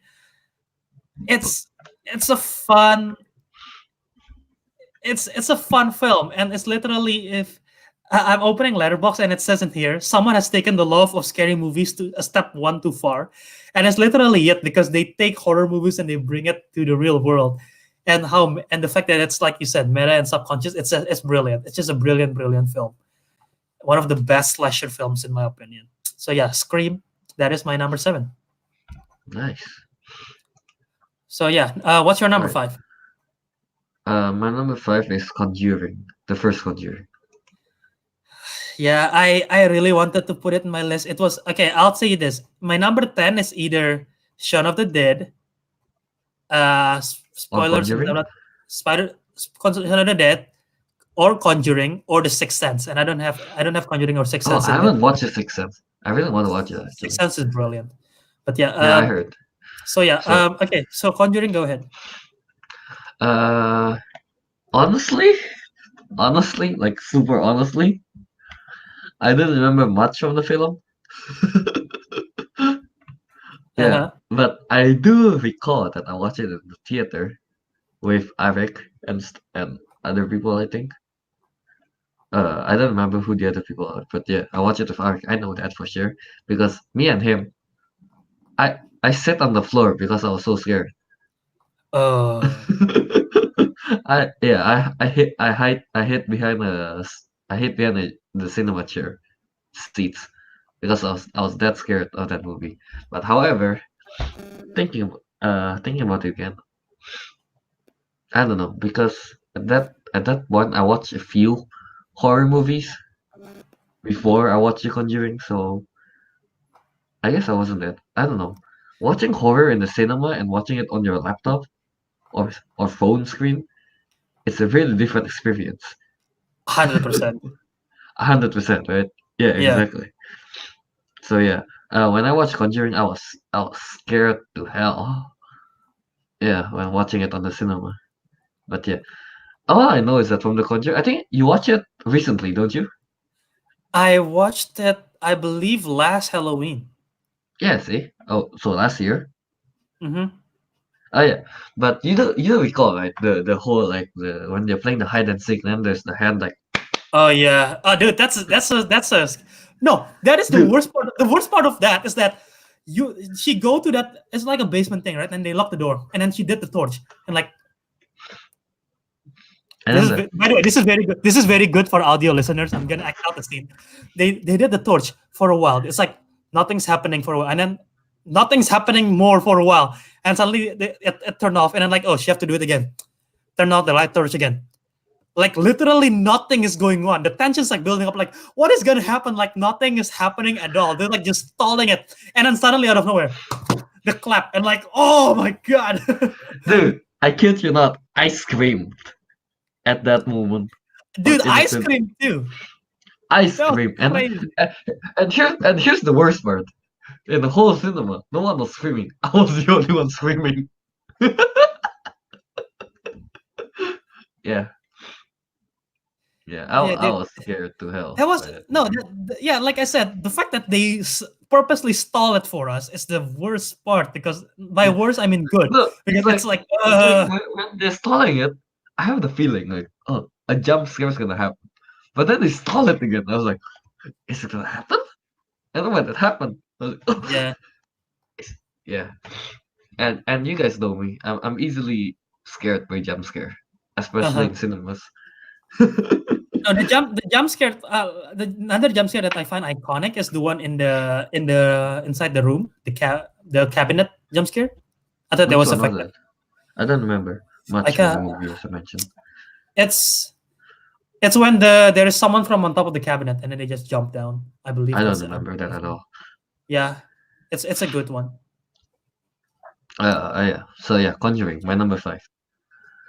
And Yeah, I'll just yeah, and it's also Conjuring is on my number five mostly because that's at the time when I start to get braver, more brave at watching horror movie. mhm. Yeah, yeah. So yeah, it holds a special place in my heart at least. No, yeah, it's definitely one of the best film of the decade in terms of horror. It's incredible what it does, and James Wan is amazing in it. Patrick Wilson and Vera Farmiga, who stars as the Lorraine, and you know they're real, right? You know they're real ghost investigators. Oh, Atom Lorraine. Yeah, I know, I know. I read some stuff about if I'm them. not wrong, in the second Conjuring, they actually played the clip from one of the recordings, which is creepy, and Oh, they they played it did. in the credits, if I'm not wrong, because I stick around to Now, the which credits one and was Conjuring? Is Conjuring 2 the one with the Crooked Man? Crooked Man and Valak. Oh, okay. Yeah, I watched Yeah, it. I Yeah. believe I believe in Conjuring 2. They in the credits, they played the actual tape records in the film. They did a tape recording when they talked to the ghost, to the spirits, and in the actual credits, they actually played the actual clip.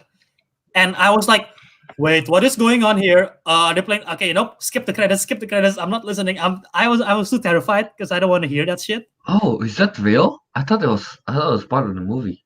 I think no, that's the real because it's different. The voice is different. I can tell it was the real recording. So I don't want to hear that. So yeah, and but anyway, Conjuring One, the fact that the house that they did, the poster is iconic too. The one that it's hanging and everything. It's about the story is about the mother that killed the child, I believe, something like that, right? And it's creepy. And then the mother got possessed. Vera Farmiga got possessed with that. And the whole like there's an exorcism scene in the very ending. It was fantastic. The whole family that was involved. It's it's a very well done film. It's definitely not James Wan's first rodeo because he did Insidious, but it's definitely I think this is his best horror film in my opinion. James Wan. I guess. It's just yeah, it's just a brilliant film and a brilliant concept. So I'm saying his filmography in terms of horror. Saw, Dead Silence, Dead Sentence, Conjuring, Insidious Chapter 2, Conjuring 2, and the others are not horror films. And so yeah, what? No, nothing. So yeah, it's I, this film is really good. One of the scariest films of the decade, definitely. Ah, well, it's a really good movie. I don't remember much from it though, sadly. Fair. Okay. So all right. So my number five is Is it Jaws? It's Shark Boy and Lava Girl, isn't No, it's Baby Shark. it? Oh, No, yeah. baby shark, do, do, do, do, do, baby shark, do, do, do, do. No. Stop it. Yeah, it's Jaws, of course.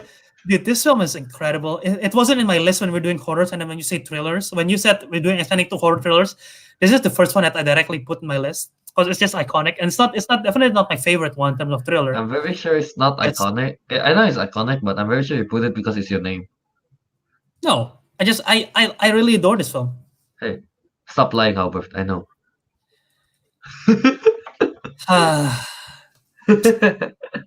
No, this film, okay, Jaw movies. this film, Yeah. this film is classified as horror, but I didn't put it in my horror list because I thought it. I never saw it as horror. I saw it as thriller. But the Yeah. fact that this is the first blockbuster ever, the first ever blockbuster is Jaws. Like in term, the definition of blockbuster is because of Jaws in the summer when it came out, and the fact that a lot of people was afraid to go to the water because of this film is just Yeah, crazy to it think about at creates the time. a lot of shark phobias. But I do have to Yeah, it say, does. as a guy that as a guy that loves animals, you know, sharks doesn't attack humans, you know? Like sure, there are some cases where that happened, but it's so little. It's just that the media coverage makes it such a big deal that people are scared of sharks, but they're Uh-huh. not, you know? Like cows kills more people than sharks per year. Stuff like that, you know.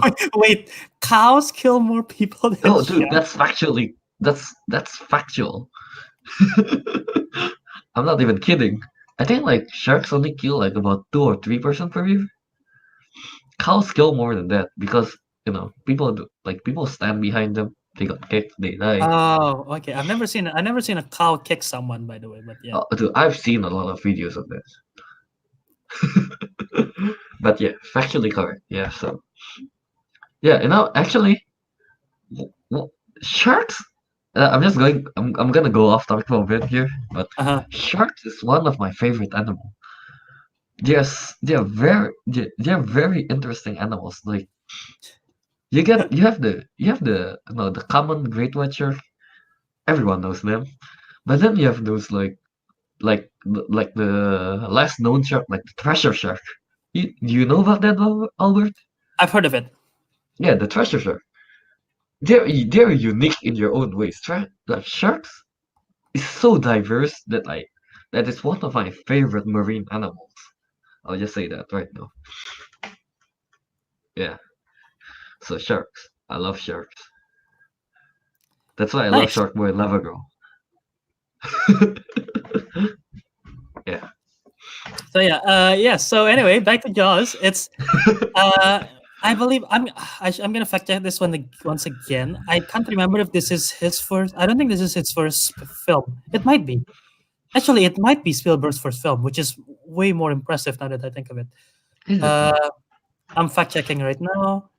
So Jaws is no, it's no, it's not.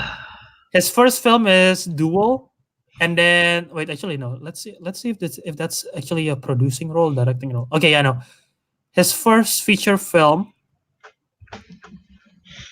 was the Sugarland Express, and then Jaws came What out the is very that? never heard of it. So and then actually I've heard of it, but I'm not too sure. And then the next film, the very next year, he created Jaws. So from someone who make a film that not a lot of people know, and then to make a film that become the first definition of a blockbuster, literally, people was lining up around the corner of a theater for the first time ever was because of this film. It's incredible and what it did. Richard Dreyfuss, who plays Hopper, was amazing. The whole trio: Richard Dreyfuss, Robert Shaw, and shit, what's his other name? Richard Dreyfuss, Robert Shaw, and Calf. What's the other guy? I don't know. I haven't watched it, Jaws. And Roy Schneider, who play Chief Martin Brody, Quint, and Matt Hopper. Amazing job. The acting was phenomenal. It's a story. It's literally a story of like like a police officer trying to make sure it takes place in 4th of July because that's why people want to see this too during the 4th of July America. It's literally a city which only thrives during 4th of July because of their beach vacation and their beach party. And then the fact that there is the shark incident that happened in the 4th of July. And so this police officer is just trying to make sure everyone is safe and trying to block the beach. But the mayor doesn't give a damn, and the mayor just want to make sure that they're making money because that's the only way they're making money is from tourism. And it's a story of this, and just a story of a personal. Just it's a very personal story in terms of it's a horror film. It's a very personal story, and there is a scene in a boat where they talk about them, where they talk about each other, they talk about themselves, and which is one of the best scenes in cinema, in my opinion, between those three. And it's just incredible. And the fact that they want to talking about the fear of the unknown. This film, I want to say, one of the first stars of it, because they didn't show the shark that much. They barely show the shark at all. If they only show the shark near the very end when they really showcased it. And the reasoning for it, do you know the reasoning why they did that? To build up tension. No. Well, yes, but no. They wanted to have the shark throughout the whole film, but it's once again, it's practical effect, it's mechanical shark. They wasn't able to get the shark working. No, dude. They literally weren't able to make the shark working. Yeah, And I read about this. and Yeah, they and Spielberg, the smart genius that he is, decided to like, fine, we'll just work around it. And it made it even better. It made it what it is. It makes it literally so much better because of that. I agree. I agree. Yeah, imagine if you can see the shark at the very beginning. You just kind of like, oh, it's just a shark movie, you know? Yeah, but like since like it's just the music. The music is so iconic. First of all, John Williams is like even when I hum it to Yeah. you, not in the best way, you already know what it is. It's shark. It's like it's just Jaws, and The then the thing is, music once you heard that soundtrack, all you can think of is shark. You know, it's that exactly. iconic. Yeah. And like there is this one particular shot. There's the dolly zoom. You might know the dolly zoom. I love this shot. When this is the shot when he realized that this is the chief, the police chief, that he realized that there is an attack happening in the beach with the shark. And the fact that how they did that's one of the first use of a dolly zoom that's most effective at least. It's so awesome, you know. I agree. Yeah, man, like it really showed the like like like oh shit, something's about to happen. You know, with that like zoom in. Yeah. Yeah, and I want to see what theatrical. It won 3 Academy Awards: Best Film Editing, Best Original Dramatic Score, of course, well deserved, and the Best Sound. Okay, it was nominated for Best Picture, but lose to One Flew Over the Cuckoo's Nest. All right, fair enough. And Spielberg, greatly. Oh, he was not. Spielberg was not nominated for Best Director, and he was upset about that, which I he would should be too, rightly you know. be. Yeah, because that film is phenomenal. And yeah, it's just an amazing film. And once again, this film created the fear of people not wanting to go to the water. So it's No, here's the thing. it's a Uh, phenomenon. I once go when in the actually like last month I think when I was still in in Hmm. Indonesia, Hmm. I went snorkeling in the middle of the ocean. You know, I understand the fear of the deep now. Not that I did it. It was to see manta rays that time. You know, it's like I went snorkeling. I looked down. It's just darkness. It it it kind of shivered me bones. You know. Yeah. I was kind of like, oh, okay, I understand the fear of the deep now. But yeah, Mhm. I just want to mention that. But yeah, once again, real quick, I always it always fascinates me how one of the greatest film. A lot of films happen. A lot of things in film happen in accident. And like this is once again the case. I don't think this film will be what it is if the mechanical shark worked. I agree. They were so lucky that it broke and Spielberg was able to maneuver around it. Because if it worked, I don't know what it's gonna be like. So yeah, I agree. even that film right there, it wouldn't be saying what it is if they because he's not the original cast. They had someone else casted, and it's not What? supposed to be a car, Future? Back to the huh? Future? Yeah, What? Oh, really? I didn't know that. I can. I'll just real quick. It's supposed to be another guy. I forget his name. That's in the role. But it wasn't that it doesn't work out. They already did filming for half of the film and they had to reshoot everything with Michael J. Fox, so it wasn't what the director intended. And even they didn't initially want a DeLorean, they wanted to use a fridge, which then is in reference in Crystal Skull. Ah, okay, cool. Anyway, yeah. All right, so you're number 4. Wait, did we go to my number 5 already? Oh yeah, it's Conjuring. Conjuring. My number 4 is I don't know if you watch it. I recommend this to you so many times. I don't know if you watch it or not. It's Babadook. It's in my watch list. It's one of the few films that I want to watch before this episode, but I didn't find time to. Alright, here's the thing. Alright, I'll just say it right away that I did not watch Babadook in the right manner. Why so? Why so? Because I watched it on the floor party. So that means I'm watching it with like 30 other people. And it wouldn't be a problem if those 30 other people were invested into it, instead of cracking jokes in the middle of the movie, you know? Mm-hmm. So yeah, because like here's the thing about Babadook, it's a really what's the name tension build up thing. There's like very little jump scare in that. It's just the kind of thing that makes you go like, oh, what's it? Like it builds up the tension so well, and yeah, something like that, And then, but the problem is when you watch that kind of movie, it's not a movie that you want to watch a second time because you know what's gonna happen. Mm. But if so yeah, I recommend if you're going to watch Babadook, watch it alone or watch it with someone that doesn't crack jokes in the middle of the movie. I will do. Yeah. So yeah, because of that, uh, I really don't. I mean, like, I enjoy the movie, but because of all those other people that's like cracking the jokes and stuff, it takes me out of that immersion. I guess you could say that. Yeah. Mm-hmm. So yeah, when I watch it, I wasn't really having the best movie experience, but I would understand if I watch it alone how It'll be better. how much better it would be. Yeah, that's why now I watch horror movie alone most of the time. Yeah. Yeah, same me too. Like if I want to watch a horror film that I've already seen, I like it watching it with people, so I can actually see their faces too, so it's fun. But if I want to if get immersed fully, I prefer alone. Which is why I also prefer watching indie movies alone because I want to get indie movies are mostly like they want to get you emotional, they want to get you to a certain point. So I like Yeah. that watching alone too. And yeah, just to add on your point, I haven't seen it, but I would really love to see it. It's a directorial debut by Jennifer Kent, which is an Australian filmmaker, and this is an Australian film.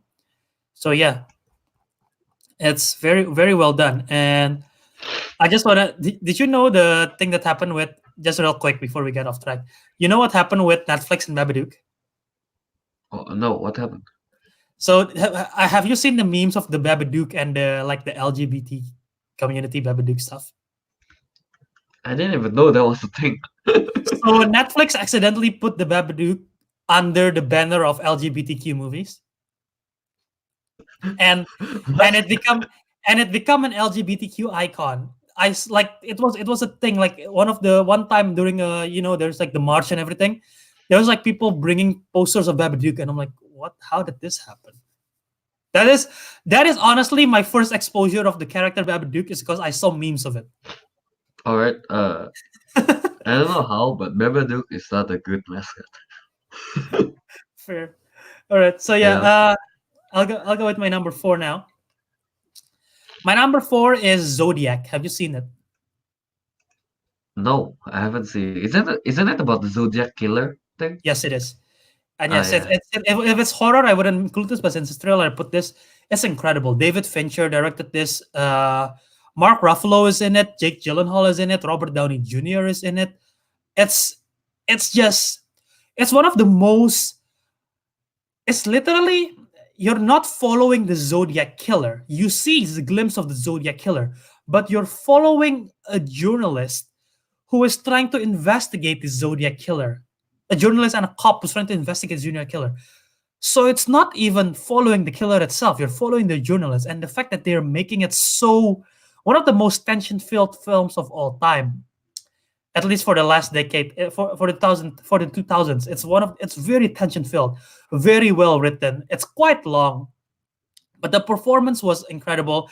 And there is one particular scene involving Jake Gyllenhaal and in a particular house, which I thought that was one of the creepiest scene throughout the whole film.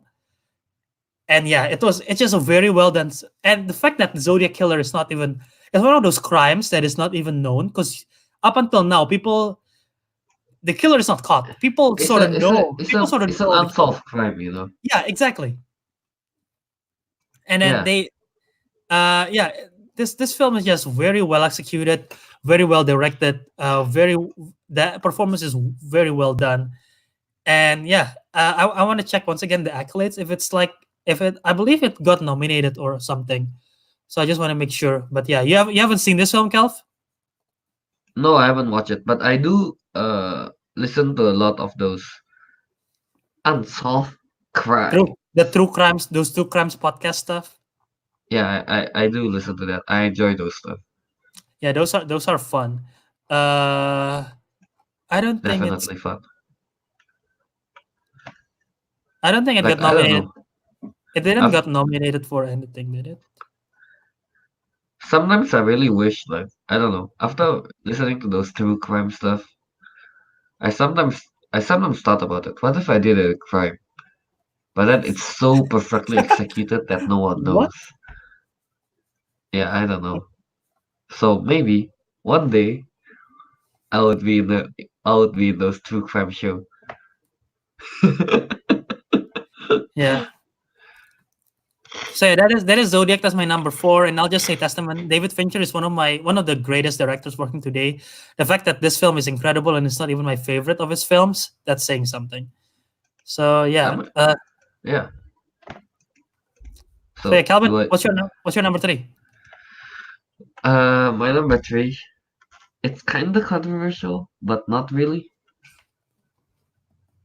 Okay. Which the movie is called the movie. You enjoy the movie. You're scared of the movie, Bert. It's The Shining. Mm-hmm. Yeah. I guess I don't know.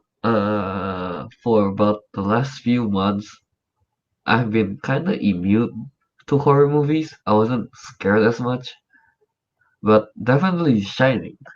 I fell asleep while watching it. Yeah, I fell asleep while watching it. And maybe the problem is because I watch it in the afternoon, not at night or anything. Yeah, I should watch it at night too. And maybe it's because I overhyped it too. Maybe that's one of the. Maybe that's why too. But yeah, I watch it in the afternoon, The Shining, and then I fell asleep in like before things get interesting. So yeah, but I finished the movie. I watch it after I wake up. It's like sure, my phone battery died, so I have to wait for it to charge first. But I watch it again. But yeah, I would say like even though I fell asleep while watching it, I understand why it's one of the best horror movie because like I feel the tension, I feel the By build the up way, for it. I just realized something. I'll let you speak, but I just realized something. I should have said punt. Oh, is that a punt? 100%. Yeah, I know you Yeah, love sure. that movie, Go talk about it. but yeah. So basically, The Shining. The reason why I want to watch it. Oh no, here's the thing for The Shining that Albert did tell me. If Albert did tell me this, I would have watched it immediately. That's not the point of the film. I know I'm what you're just gonna saying this. say. I'm just saying this. Albert did mention me that there was a nude scene in there, a naked scene in there. Sure, it only lasts for like a few minutes, and then after that, it gets gross. But if I would have just tell me that that scene exists, I would have watched it immediately. Yeah, so screw you, Albert. But yeah, Here's the thing. I don't even recall that naked scene that well. I recall what happens afterwards because that's one that resonates on my mind. yeah, But yeah, because you grossed out. That's why. but yeah. I'm gonna save my thoughts for The Shining for because it's a fun for me. But yeah, I agree with all your things, and I blame myself for overhyping it. I feel like. Yeah, you should, Bert. You should feel bad about Okay, so yeah. Okay, so yeah. that. My number three is 1978 John Carpenter's Halloween. I haven't watched it. I Oh haven't man, watched any of the Halloween stuff, the Michael Myers stuff. these are like The Shining and Halloween are like my go-to films of like what's the best horror film of all time. These two are up there for me interchangeably. But Halloween is just 1978. First of all, the music you already know. Dun, dun, dun. You know that's Halloween theme song. And then of I course know, Michael but Myers. you're making a very bad I know I'm making it very bad. version of it. Dun, dun, dun, dun, dun, dun, dun, dun, dun, dun, dun, dun, dun, dun, dun, dun, dun, dun, dun, Albert, you dun, should stop. dun. Okay. But yeah, the Halloween film for some good music, good direction, good story. It's literally the boogeyman, and it's so freaky. Once again, fear of the unknown. All of this revolves around that. You don't know what's gonna happen in this film. He is just a walking entity of evil. You don't know what he is. You don't know what he wants. You don't know who he is. You have a question? Didn't they mention that Michael Myers is like a kid that kills his sister, I think, or family, and then he Well, got yeah. put in the institution, and then like he ran away from it, and he starts killing people like once a year on Halloween, Well, no. Well, and he okay. cannot be killed some way somehow. So the film started with a kid that killed his sister, and then the kid got sent to the institution, and then it jumps several years later, and then this kid has escaped the mental institution, and he's just wearing this mask, this Halloween, the mask, and it's just on a killing spree in Halloween night. And Yeah, the whole film basically revolves around that Halloween night, and you don't know what this kid wants. Why is he coming back to kill other people, and why? And he's just there, so you don't really know what's going on, and it's just so creepy and so tension building. And there are lots of. It's not. There are no. I don't think there are any jump scare in this scene, which is in this film, which is what makes it incredible. It's just the most creepiest film that you can think of, because the way how they play with their camera and the way how, like, okay, I'm gonna show a gif. Like, there is this shot right here, just there. Like, if you go out and open your window and then you see that guy is standing there, and then like suddenly you close the window and then you open it again and the guy disappear. dude, I That's would run creepy. away. That's I would come out of the house and just get the get the get the get the hell out of that place. I'll run well, away as fast as that's the thing possible. that you can expect from this film. It's literally just all creepiness. There are so many scenes where like you see something and then like the next scene is just gone, and you like the character inspect, is that, did he really see that? And like, no, it's not actually there, but what the hell was that? It's just their belief or whatever. So it's really creepy, and it's just like darkness and everything. And the thing that resonates me with this the most, first of all, the film is amazing. The film is an amazing film. Great performance by Jamie Lee Curtis. Really stands her out in terms of cinema, her name in cinema. But the thing that creeps me out the most is that the idea of once again, like it follows, the idea of someone just following you and you don't know if someone's gonna kill you, or like, once again, America, there are a lot of creeps in here. No offense, there are several psychopaths in here, Is there mass some murderers. personal experience of it? That's why you're saying this? No, but like, because of this film, I kid you not, because of this film, like whenever I walk around, before this, I've never really bothered or like was too scared when I walk alone at night to think that someone's following me. I just walk casually, just listen to music or listen to podcasts. I'm like, it's fine. But now, so occasionally, I'm like, there's no one behind me, right? Okay. Like, even if I go down the staircase, every time, I kid you not, I'm paranoid every time I go down the staircase because I'm afraid someone's following me from the staircase. I do have to say that every night, if I'm alone walking somewhere, I've always checked my back. I don't know. I'm paranoid too. Yeah, and this film literally starts the paranoia for me because it's just the thought of that someone's just following you. And yeah, it's just very well done. There is this particular scene as well. It's just so creepy. Uh, Oh, a fun fact: the mask that the Halloween guys wear, it's from let's see if it's you can it's a follow the mask fact. from Star Trek film, but they just It's recolor it. they bleached it. It's William Shatner's, Yeah, aka William Captain Shatner. Yeah, Kirk's that's who. mask. Yeah, they just bleached it. Yeah, fun fact. Yeah, and yeah, this film was very well done. If I'm not wrong, not they when they tried John Carpenter tried to pitch this film, no one wants to buy the film, and then eventually they found someone who want to distribute it, and it becomes the phenomena that it is. But Isn't yeah, the sequel like rather shit? um, there are so many Halloween films. I've only seen this one and the Halloween 2 and the Halloween sequel from 2018. This Halloween 2 is it's okay. Halloween 2018 is somewhat better, but not even close to touching this. This film is just it's just like it's just so creepy. It's just definite definition of creepy is this film is definition of creepy. So yeah, that's my I number haven't three. watched it, so I don't know. You should. It's at number three. Number two for you. Wrapping it up. So, Let's go. so now my number two is. I think Albert wouldn't agree with this, but it's Insidious. Yeah, I watched it, right, and I didn't. It didn't come close coming to my top 10, but I understand Alright. why you would like it. Here. Mostly Insidious is my number two because it's the first. It resonates well with me.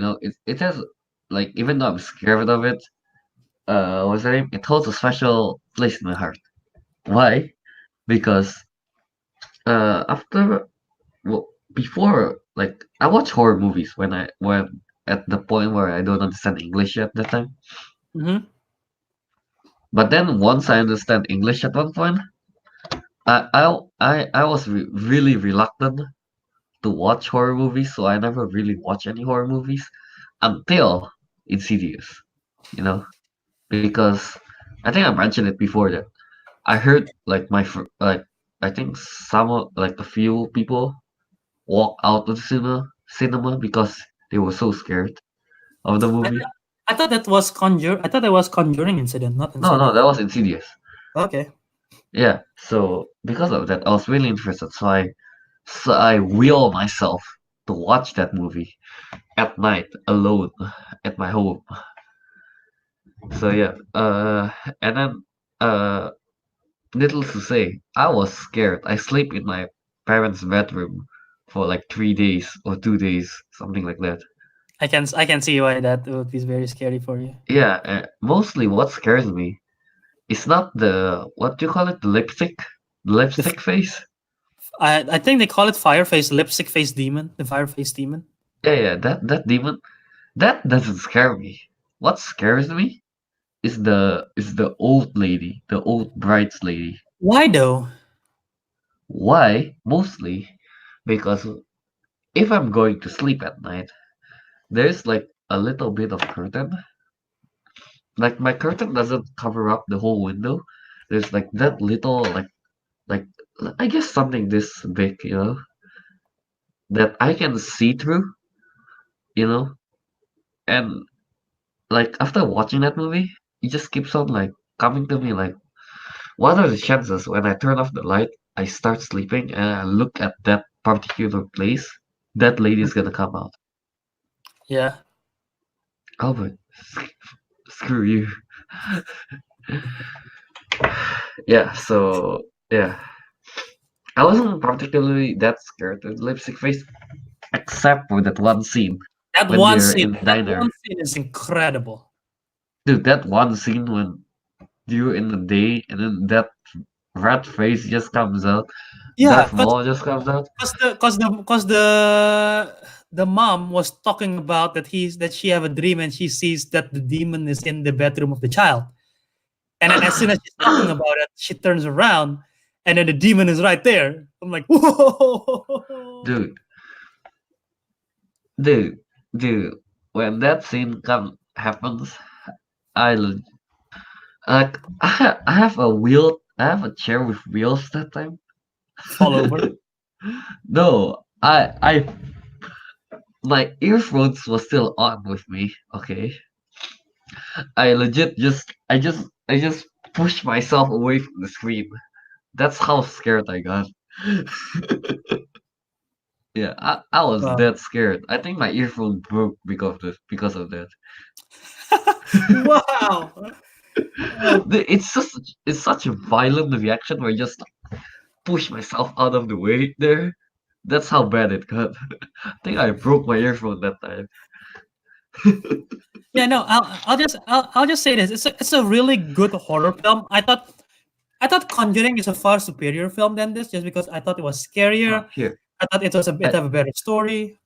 I do have to say that I think Conjuring would be scarier, but because after Insidious, I watched a few more horror movies. So when I watched Conjuring, I wasn't as scared as when I watched Insidious for the first time. Okay. Yeah. I think that's why. Yeah.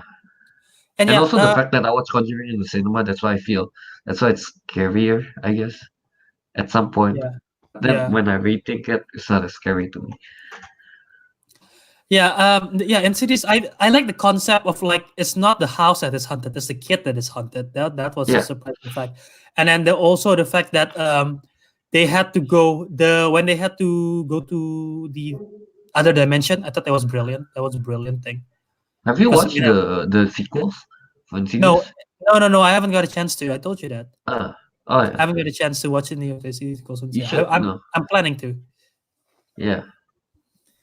But yeah, it's I like that they delve into the other realm, try to get the kid, and yeah, the grandma is creepy, but yeah, the fireface I thought was creepier. The So yeah, Fireface is Darth Maul. it literally is. They just do the same thing. It's called yeah. So yeah, what's your number two, Albert? My number two is a film that which is why when you mention the sequel to Alien are all shit, I took offense because that's my number two is Aliens. Oh, really? I Alright, I wouldn't get it. classify this as a horror film. I classify this as an action thriller, one of the best action films of all time. I had it in my top 10 action films. I remember that. And yeah, it's a thriller. It's an amazing. I thought Alien is the definition of a sci-fi horror. This is the definition of a sci-fi action thriller. It's it's a masterpiece. It's perfect. It's sequels, follow on to Alien. It's very heavily packed. There's lots of action. There's lots of machinery action. What's it called? Firearms. There's lots of like fire. There's lots of the tension is incredible. Not as much tension. Okay, I would actually can't take that back. It have more tension than Alien in my opinion, and it keeps me. This is one of the like you said how Insidious is in resonate in your memory is one of the first ones. This is one of the first time where I watch a film where I'm literally in the edge of my seat and I'm like, what is going to happen next? Because all the character are very knowing the first film, you know that almost all the character are pretty much expendable. They can get killed off. So Yeah. doing this, I'm like, I don't know which of the characters are gonna get killed off, and that's like the best part because some of them I'm like, I don't want them to die. So it's an incredible, well done film. James Cameron took over from Ridley Scott for the sequel, and it's an incredible action, incredible thriller, incredible performance. That line in the very end, one of my favorite lines from a film ever, when Ripley mentioned to the xenomorph queen, "Get away from her, you bitch!" Oh, when she mentioned that line in the end, I'm like, yeah, crush that xenomorph. Yeah! It's like so good, like a pump fist moment, you know. So it's just an amazing film, and yeah, I've never seen anything past Aliens. I haven't seen Alien 3. I've seen Prometheus. I've seen Covenant, and Prometheus and Covenant is just such a disappointment to me, which is why I'm so sad because I love these two films, and yeah, that's why I don't know what else was add much to it except that this film is just such badass, perfect timing for me when I watch this film. I haven't really watched it since, but I believe it's still gonna hold up. It's just incredible. It's claustrophobic. It's action packed. I think you will love it. I think you if you've seen this, you will love it more than Alien because of the action of it. I do. I did watch one Alien movie that I still kind of remember. Which is Alien vs Predator. oh no. We don't talk about that. I bought the DVD for that when I was younger. I Huh. think. Yeah. Yeah. Yep. We don't talk about Alien versus Predator in this Is community. it that bad? I found it pretty cool when I was younger.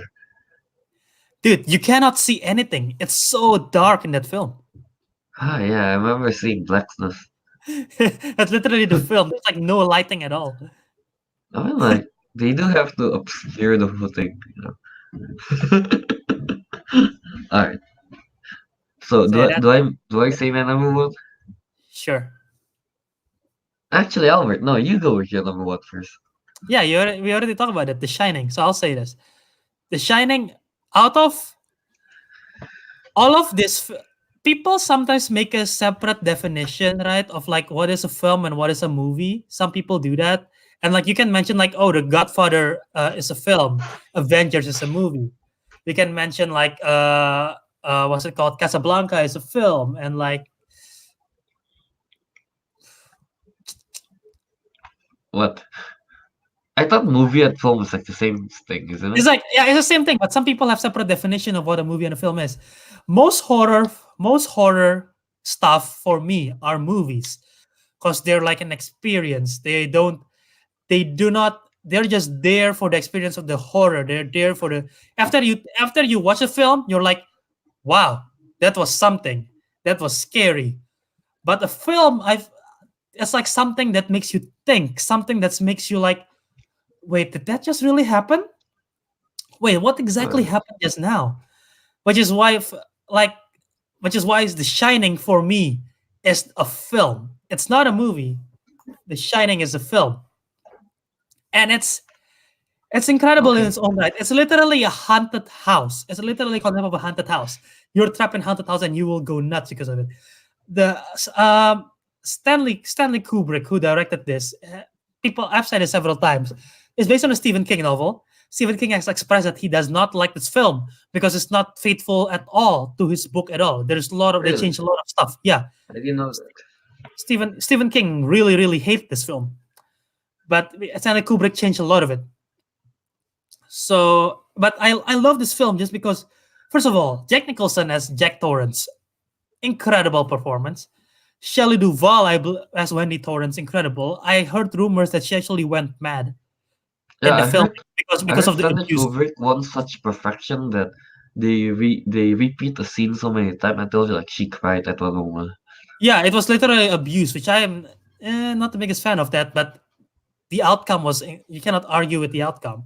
Yeah, it's very authentic, you know. And yeah, this film is just the set pieces of this film. The Overlook Hotel, it's a character of its own. And the fact that even after the film, you saw the film, right? The very ending, Yeah, when you see the picture of Jack in the frame, it's like, wait, what? What just literally happened right there? It makes you think, it makes you process and think back throughout the whole film.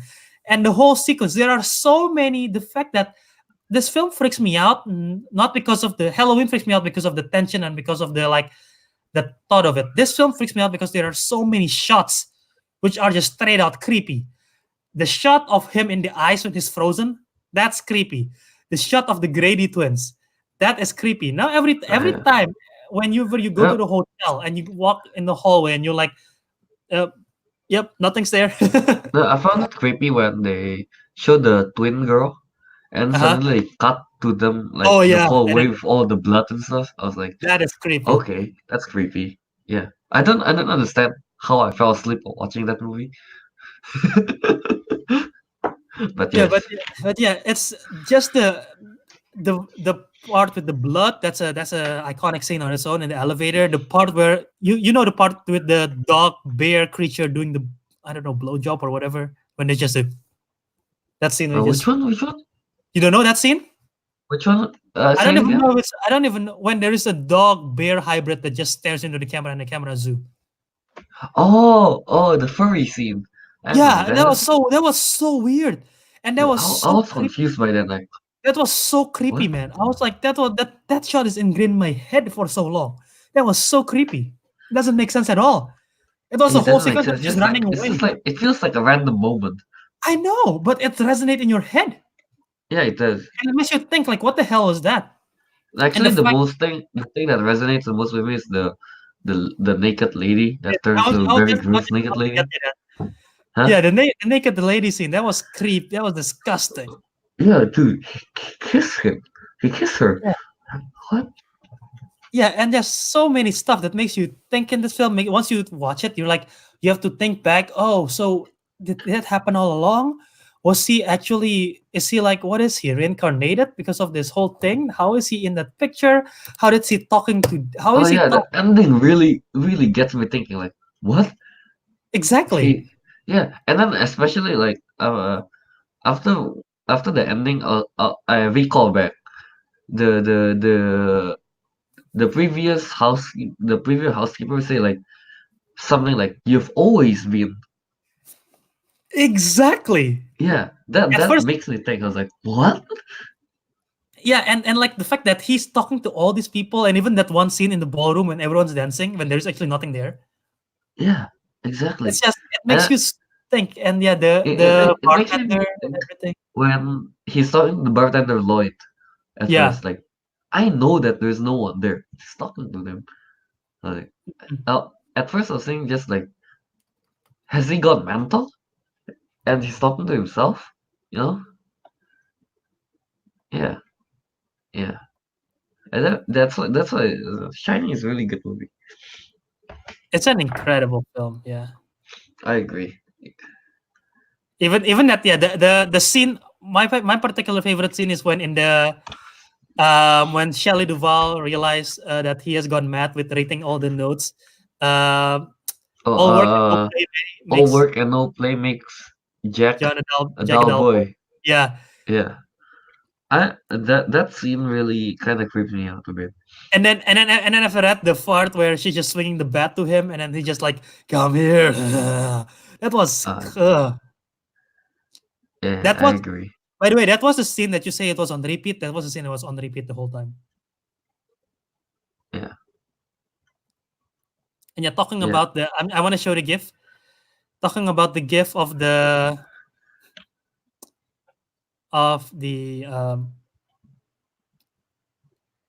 yeah, that one, right? Oh, that's good. Now when he first say like when the kid keep on mentioning Wiradharma, Wiradharma. You didn't realize it, right? Until they reveal it. Yeah, I didn't realize until until he's writing on the wall, on the Yeah. door. That was Uh-huh. like, oh, I know. Wiradharma is murder. It was I was so like, scary when what? they realized. And when even after you realize it, when the mother realized it and saw it on the mirror, that was as a scary shot.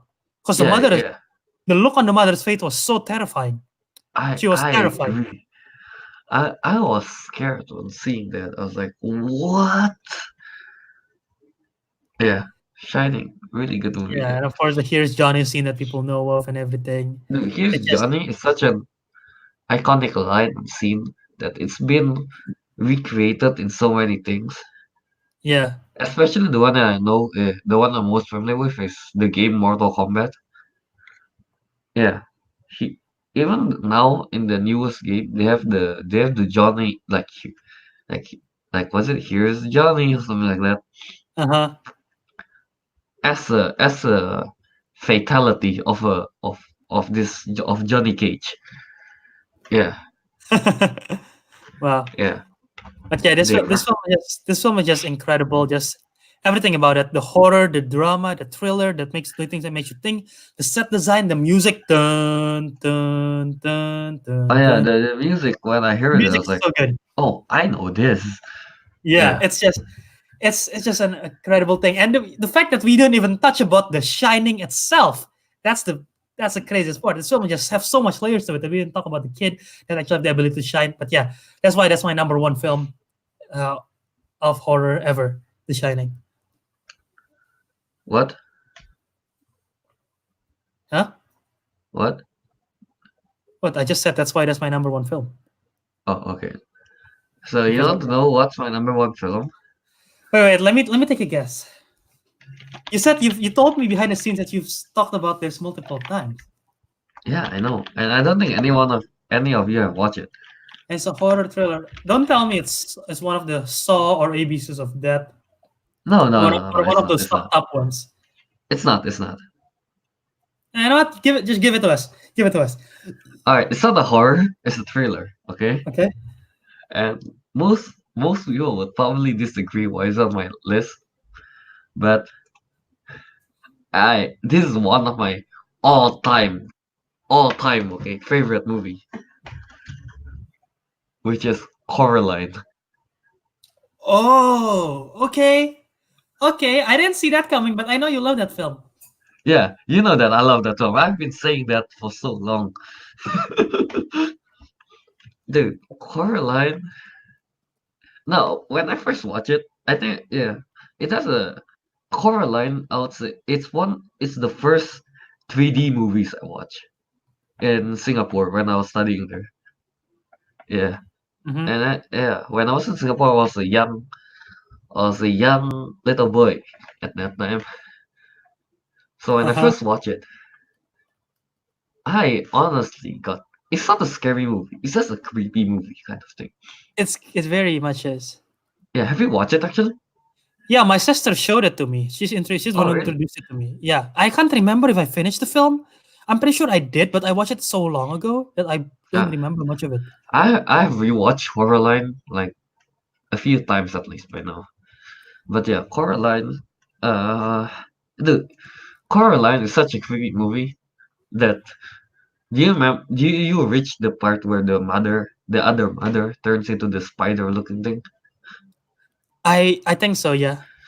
Yeah, that appears in my nightmare. Uh, That's how much it got to me. Yeah, so Coraline, even though I watched it like when I was younger, and I watched it again when about like last year, I was.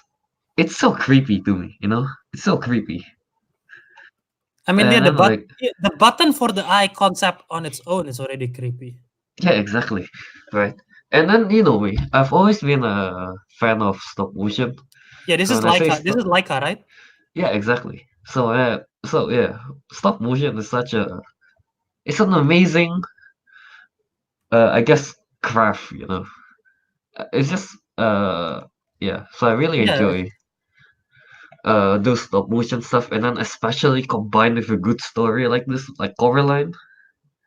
I'm just I just love it so much. And then the thing about Coraline is that like the characters, everything like Mr. Bobinsky, the I forgot the lady's name, but the one that do the whole acrobat thing. Uh huh. It's not like I don't know.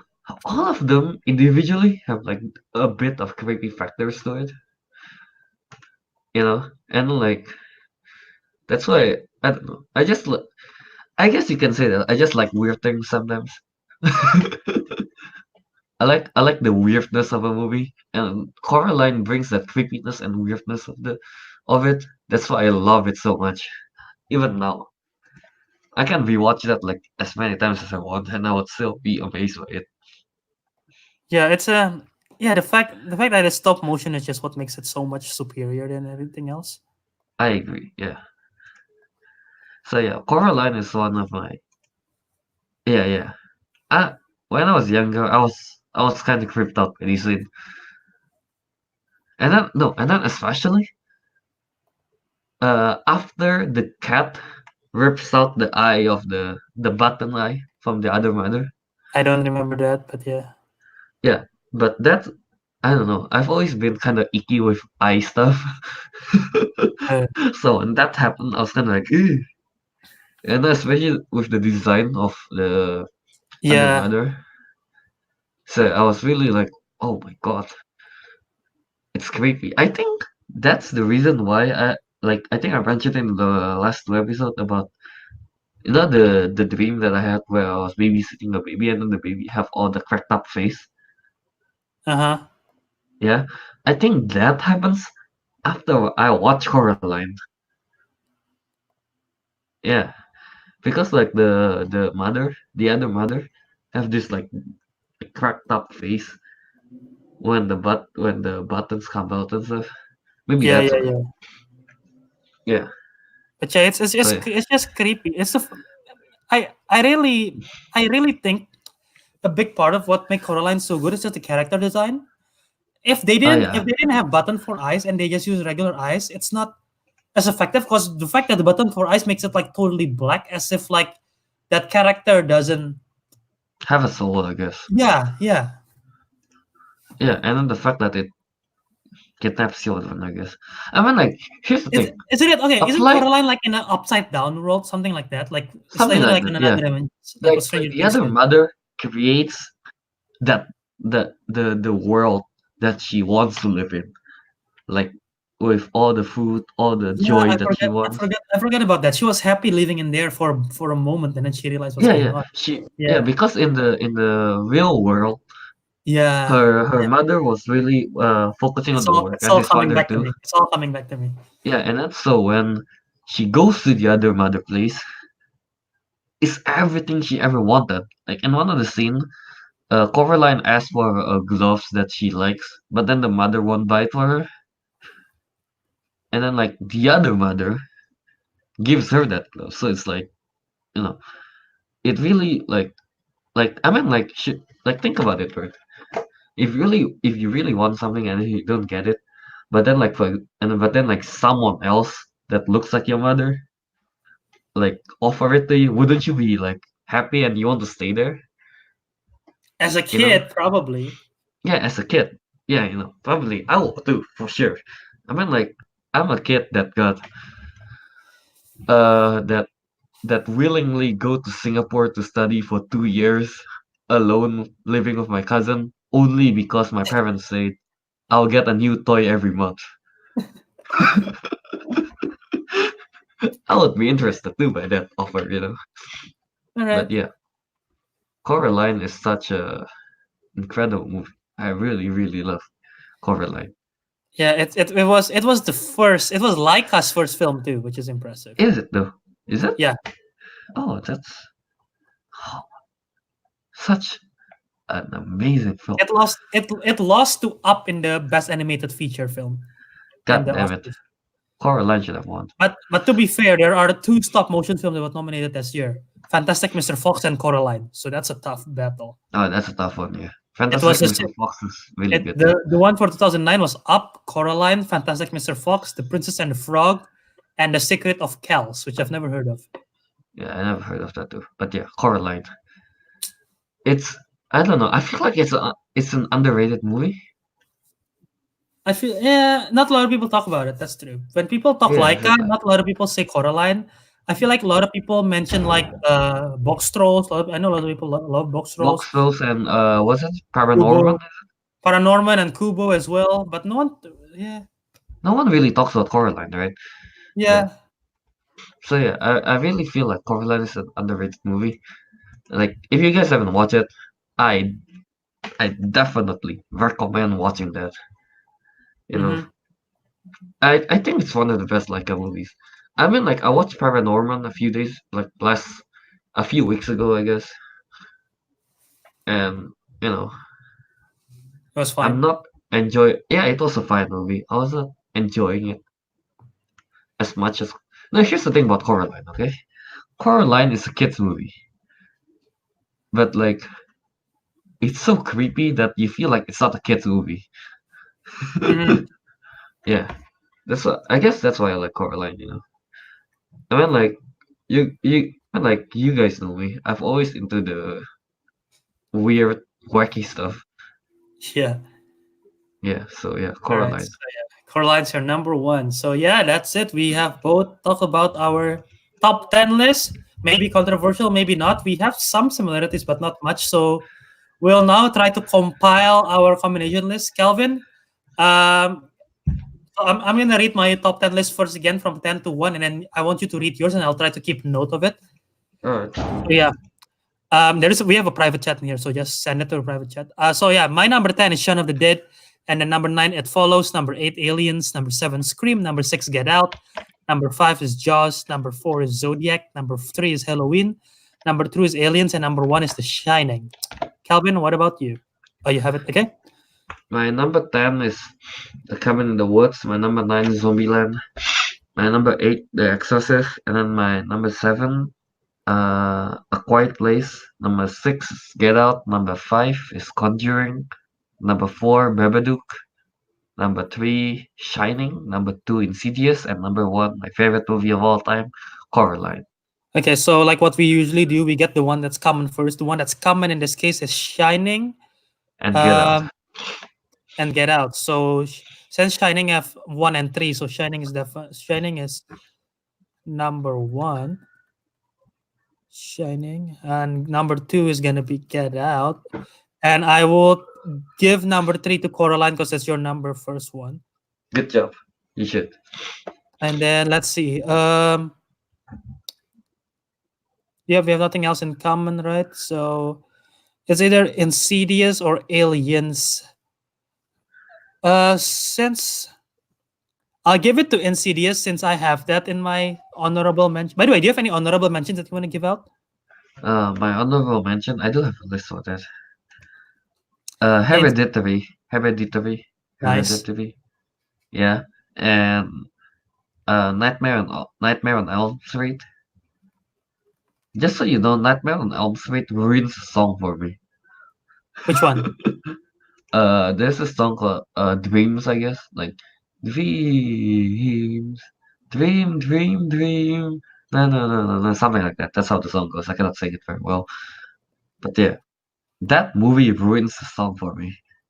I Why? was The thing is, because they put it in the credits after the movie, whenever I listen to that song, I'm just creeped out and I stop listening to it. By the way, That's how bad it goes. Nightmare on Elm Street is also in my honorable mentions, and I just want to say the rhyme. 1, 2, Fred. I forget how it goes. The 1, 2, Freddy's coming for you. 3, Oh 4, yeah, yeah, better lock your door. yeah. 5, 6, That's grab a creepy. crucifix. 9, 10, never sleep again. But yeah, Also, anyway. another honorable mention for me is Us.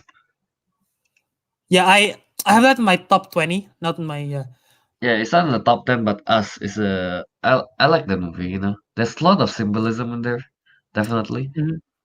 But yeah, I enjoy that movie so Okay, much. so yeah, my honorable mentions include The Sixth Sense, as you know, The Conjuring, It, Evil Dead 2, and Nightmare on Elm Street. I have 5 honorable mentions. Okay, Nice. Okay. so all right, so let's see. So we literally have nothing else in common. So Yeah, I know. should we just flip coins throughout this whole time? Actually, Yeah, no. yeah. Since I have is any of mine in any of your honorable mentions? No, right? I don't think so. I have Conjuring and honorable mention, so I'll put Conjuring. I'll put Conjuring at 6. Okay. Alright, sure, no problem. And then so we'll flip a coin for either Halloween or Babadook. Actually, no, Halloween's my number 3, Babadook's your number 4. So I feel like we should put Halloween first, then we'll put Babadook. Yeah, sure, no problem. Halloween. I do Should we go Babadook or Zodiac first? Hey, Babadook. Flip a I coin? don't watch Zodiac, so I don't know. Flip a coin? Okay, fine, Babadook. Babadook, man. I mean, like, Babadook do get whenever I watch those top 10 scariest movie, Babadook is always in there. All right, so the last one is gonna be either, well, the only one we cover all our top 5. The only one that's not in our top 5 is Jaws. So I guess we put Jaws there. I guess it's true.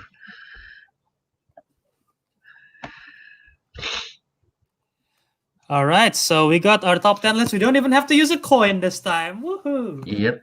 Because the coin is right. No, it's not. We proved it last episode. Lies. So okay, so how are we gonna do this? Alright, so I guess I'm number 10, I guess. Wait. Okay, so I'll say the topic, and who's gonna do the drum roll? Okay, I mean, like, there's only okay, me. good. Okay, so yeah, okay. I'll say the topic. I'll say the topic, and I'll do the drum roll, and I'll do the numbers, and then you just say the movie. Get it? Alright, sure. All right. I need some water before we do this. I'll drink my Coke. Okay, you got the list in front of you, right? Yep. All right. The top 10. What the hell? What was that?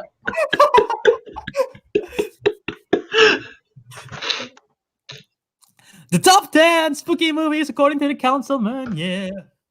By the Councilmen, it's just me. It's just Leon, the professional, and the Peter A. Parker because the others couldn't join. The top 10 spooky movies according to the 2 council members. Yeah. At number 10 is Jaws. Shark movie. And the number 9 spot is We have Zodiac. Coming in at number 8. We have Papa Do. At the number 7 spot. We have the spooky time of the year, Halloween. At the number 6 spot, we have Conjuring. And rounding up the top 5, at number 5, we have Scream. What? I don't know what sounds the aliens make, but aliens, yes. Okay. Our number 4 spot goes to I just woke up. Insidious. at number 3. We have the best movie of all time, Coraline. Debatable. Rounding up the top 2 at numero 2, it is Get Out. And finally, I the don't know how to number 1 spooky movies, according to the 2 council member PDA Parker and Leon the Professional, it is Oh my god, my eyes, it's so bright. What is this? The Shining? Shining. Dun, dun, dun, Yeah, The Shining. The Shining has a good soundtrack though. dun, dun. Yep. Yeah, so Very yeah, I awesome. guess that's our top 10 horror Yeah, slash thriller movie. we did it. We did it. In one episode, including a rant, including your scary story and my rant on Cloak and Dagger, we somehow managed to did it. Yeah, Kind of long, but we did it. this is a very long episode. It is. But yeah, Yeah, I'm happy with this list. And you know what I just realized? All of our titles are one word except for Get Out. Oh yeah, you're right. So you know how to make a good horror film, folks. One word title. One word title. Here's the thing, you know what? Let me just say it. To all like aspiring filmmakers, As if please, aspiring filmmakers are listening to our podcast. yeah, just in the case that some aspiring filmmakers are watching. But please, keep the fear of the unknown present in horror movies because that's what gets people going. Yeah, that's all I can say right now. Agreed. Yep. So I guess that's the end of the episode. I guess so. Yeah, Pretty much alright it. then. Let's plug it in, boys. So Albert. Wait, No, by the not way, by the way, we just got a live comment. What a horrible list by Ariq Andria. Ariq, you're not even in the show. Your list sucks. Our list is superior. You don't even give a shit about our show. You use an argument that it's your mom's birthday, huh? And all you can do is trash in the comment section. I dare you. Get back at us in the comments. I dare you yeah. to. Show us your top 10 list. You know. So yeah. So let's plug it in. I'll start first, I guess, because Albert have the longest plug. But yeah. So I'll start. You can find me on Mixer, I guess. That's where I stream mostly now. At Disco Monkey 007. Is that one word? Uh, Is it one word or is there a space? it's one word. Disco Monkey Okay. 007 is one word. However, I don't know. Sometimes I stream, sometimes I don't. There's no clear schedule because sometimes I have to study and stuff. However, on January 9th next year, it will be a consistent everyday live stream. Ooh, wow, really? You gonna put the effort to that? Uh, Mostly because the game that I've been waiting for, which is Monster Hunter World Iceborne, is released on the 9th of January. That's why. And I know I'll be playing it every day. Yeah, I'm Nice. just putting it out there. Yeah. And then I do have a YouTube channel, but it's really low effort. It's called Disco Monkey without 007. So yeah, there's that. So yeah, go ahead and check it out if you want. There's some. Oh yeah, I forgot about the in my Instagram at KYAce27. Sorry. And then, oh yeah, if you guys want to play with me, it's at Disco Monkey 007 on my Steam account. So yeah, go ahead.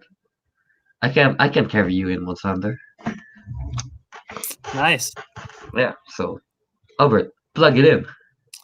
Before before we by the way, Ariq say LMFAO, and his next comment is censored, and I have to block him. I cannot show that comment. So anyway, you can find the show at Councilmen Show at Twitter and Instagram. I try my best to upload stuff over there consistently. You can subscribe to us, leave a comment in the YouTube page. We'll read it if you leave a comment there, or if you leave it on audio feed wherever you're listening in Podbean, like what Disco Monkey did. We'll read it out loud if you leave a comment. If you'd listen on Castbox, Apple Podcasts, leave a 5-star review. Spotify, tune in, Stitcher, leave a 5-star review, and we'll read your comments on air. And yeah, you can find it at the Councilman, but our Twitter and Instagram is Councilman Show. And you can find my Twitter and Instagram at Wiradharma. You can find my YouTube at Jaw Movies. Yeah, I post a lot of stuff over there, Twitter, Instagram. If you want to see more of my rant on Cloak and Dagger, I've been doing so on Twitter, so go follow me on there. If you don't want it, then avoid my Twitter, I guess. But yeah, I think that FYI, I'm Disco Monkey 007. I'm not the original Disco Monkey. So who knows who could have put the comment in the pot beat? You know? sure. Alright, Sure. so is that it for our plug? I think so. Alright I then. I I guess unless we I'm missing can something. You I can guess we can close the show right now. Can't we, mhm. Albert? Alright, Yes, we so can. that will be the end of our Spooktober series. We have 3 episodes of it, so if you haven't checked any of them out, go ahead and check it out. Because it's really spooky and funny, I would say. Yep. So yeah, with that, Leon the Professional and Peter A. Parker. What was I don't know. I don't know how to transition to it. But yeah, and with that, the councilman has spoken Boom.